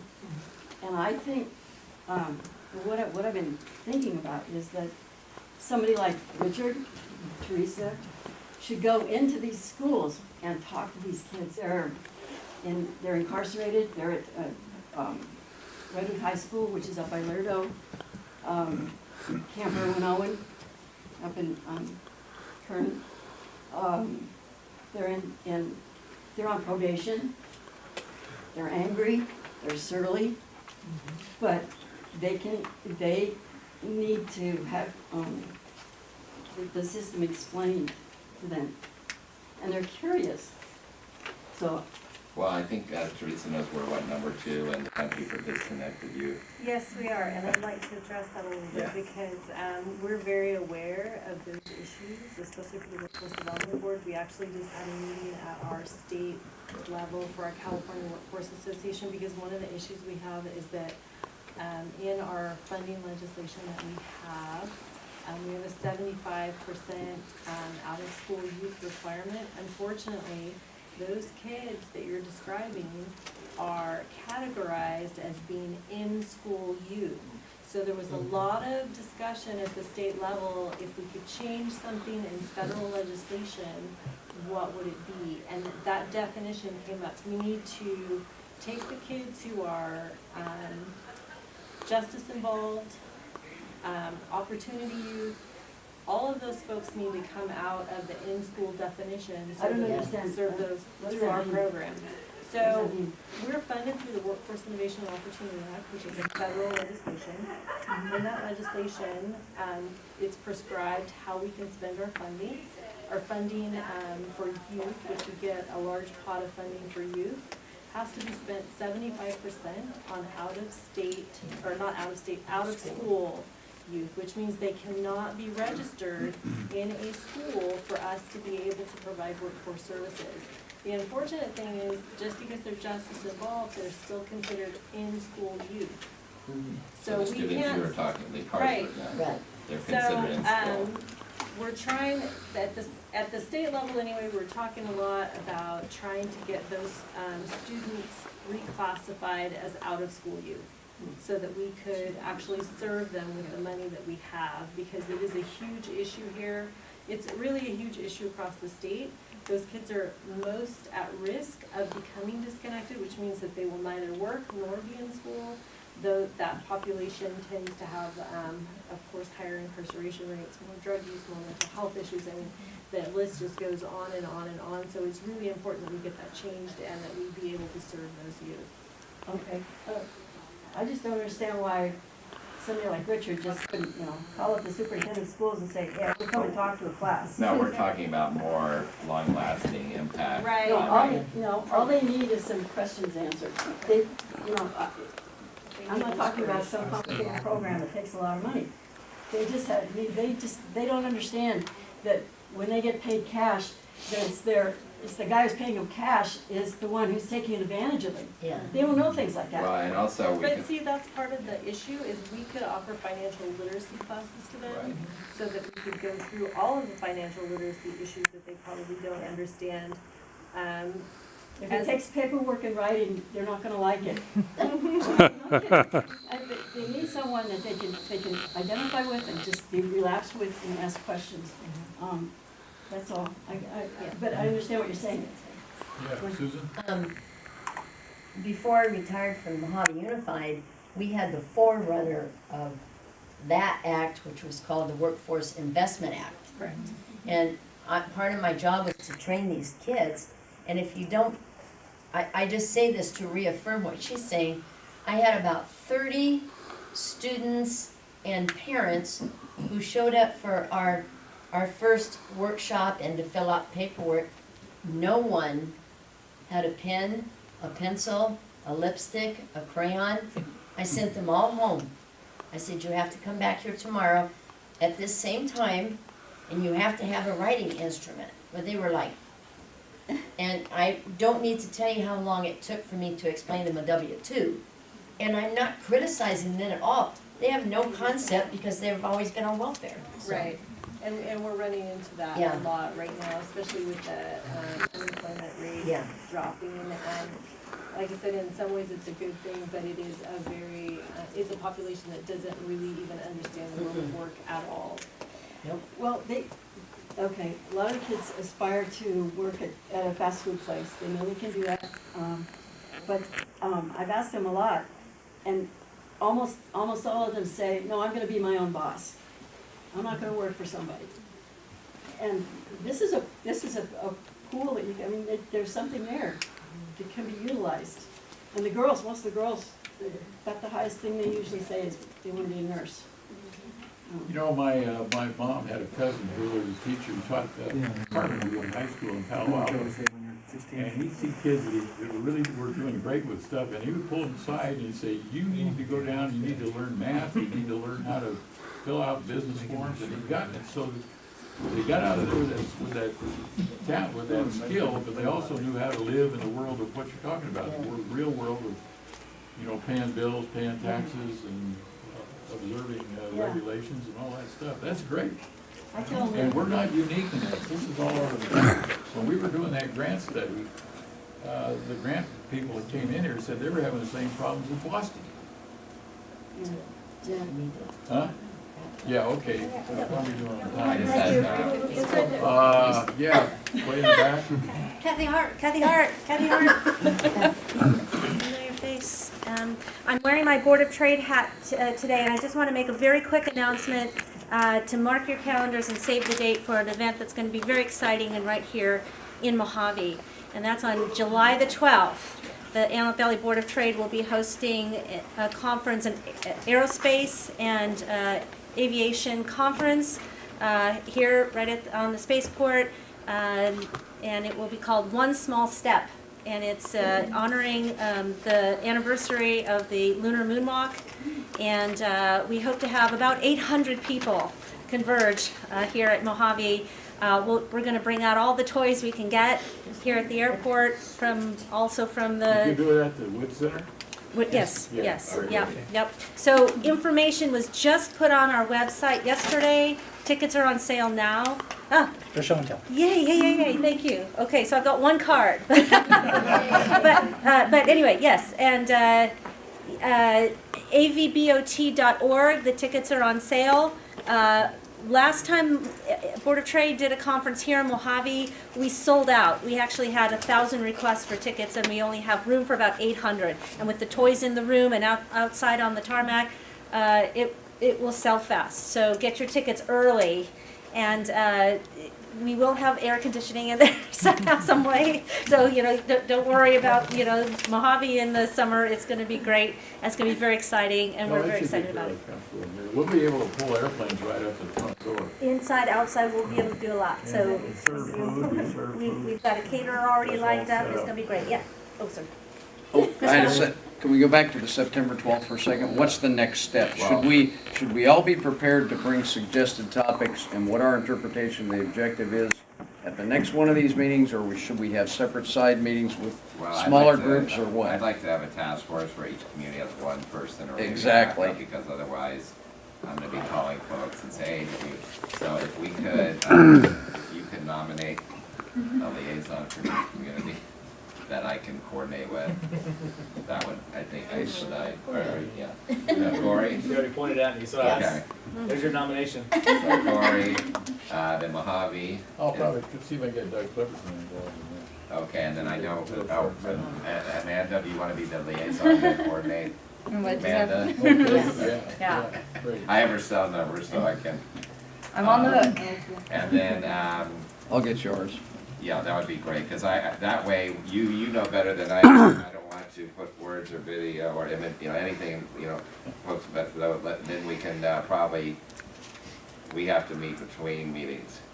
Yeah, but we have to bring to this group Yeah, what the right. general understanding is, everybody in agreement, the objectives, and we're gonna, if we're only doing 2 hours, which is the wise way to do it, we're gonna have to pick and choose what are the, That's it. what are the things we wanna hit and cover all the areas we want to hit. So May, actually, the night, why I have the 9th is that's the next East Kern Economic Alliance meeting. 9th of May May. 9th. Oh, May 9th. And I believe it's gonna be in, I'm trying to think, Rosamond would Rosamond like to host us? Sure. Sure, 'Cause I don't think we've had one in Rosamond for True. a while. true. Okay. So we'll work on getting, but yeah, we can come back to the whole group on May 9th with, kind of. That sounds good. Now, in looking forward to the East-West Conference, do you suppose your staff could separate our membership into East and West and send us an email so we know in anticipation of who's coming? Oh, you mean in terms of the RSVPs? Yeah, like what businesses are on the west side, which are on the east side? Then we could see with phone numbers and addresses. Yeah, And we might want to contact them ahead of time and say, hey, I want to talk to you when you come over here, you know? Yeah, that will be what we're trying to do, is how do we get their information beforehand? Because right now, this group, we sent out invited, we don't request an RSVP, but there, I would like to have maybe even a form stack where we all can tell it when we put the invite out, we'll start collecting data on who will be attending. Yeah. Okay, anything else? Yeah. All right, I'm just gonna throw this out because it's already way past I really need to be here. So, letter from Congressman McCarthy to the president requesting that he allocate the Space Force here in Edwards, make China Lake nothing but a weapons development base, right? So I wouldn't say it that way. But I know, but I don't want to go into details. The letter's a little bit long. I know we're all ready to go. So I can leave the letters here. You guys can pick them up. Again, just a quick thing. We need more support. There's a matrix, right? And this matrix is pretty big. And based on this matrix, you gain point systems, and that's how it develops. Now, if we gain support from the community, again, people from DC have never been here. They don't know this area. Will they care? No, they won't. How can we make them care? By providing this support. So that forces them to come out here. They can view it. Edwards is a prime location. We have the space. We have the aerospace here. Development, it's growing. I mean, everybody's here. Everybody's partnering. This sounds amazing. I'm writing my notes down. So again, I really advocate you guys to pick up if you haven't seen it, pick up the letter, view it. I've got copies too. And there you go, folks too, need sir. them, and I would add to that, the strength of your letter is the strength of the whole aerospace corridor, and that's part of what was being sold. I helped draft some of this letter, and it's signed by 5 other congressmen in there. Unfortunately, we didn't get Katie Hills. I'm not sure if we tried or not, but what he's asking for is that each one of us from our entities, if it's appropriate, you write a letter in support of this to the president. And in fact, the next timeline is the Air Force, which has been assigned the leadership role to start with in the stand-up of the Space Force. The long-term idea is to separate it out, but this was the first step as to where they could get was, I just lost my train of thought. Essentially, to write it in support of it, I have 2 sample letters, one that our state assemblyman and senator wrote, and one from the Spaceport has written one already in support of this. If you need a sample, I've got 3 copies of each, and we've got hard copies, and we can email them to you if you need. But it's really vital that we all weigh in on this, personalize a little bit from your perspective, but it brings together the whole Eastern Kern pieces, and yes, Edwards is the right place to do that part. By the way, how many of you know what Knotsnick is? Knotsnick? Okay, I knew Cam knows what Knotsnick is. How many have heard of Stratolaunch that Karina mentioned earlier? It's going to fly. The 2 747s. World's largest airplane. Yep, 2 747s side by side. They're going to have a rocket, a 5-stage vehicle underneath it that's going to put satellites in orbit. We may have to reinforce our runways. You may have to. How old is that concept? Not very old. The first one, by your standards, Bill, it's not very old. 1958, China Lake flew Knotsnick off an A4D. F4D, I'm sorry. Yeah, Skyray, which is still down, that exact one's down at the base. It was 5 stages to space orbit. Yeah. So it's 60 years old, that concept. Karina didn't know that when I mentioned it to her.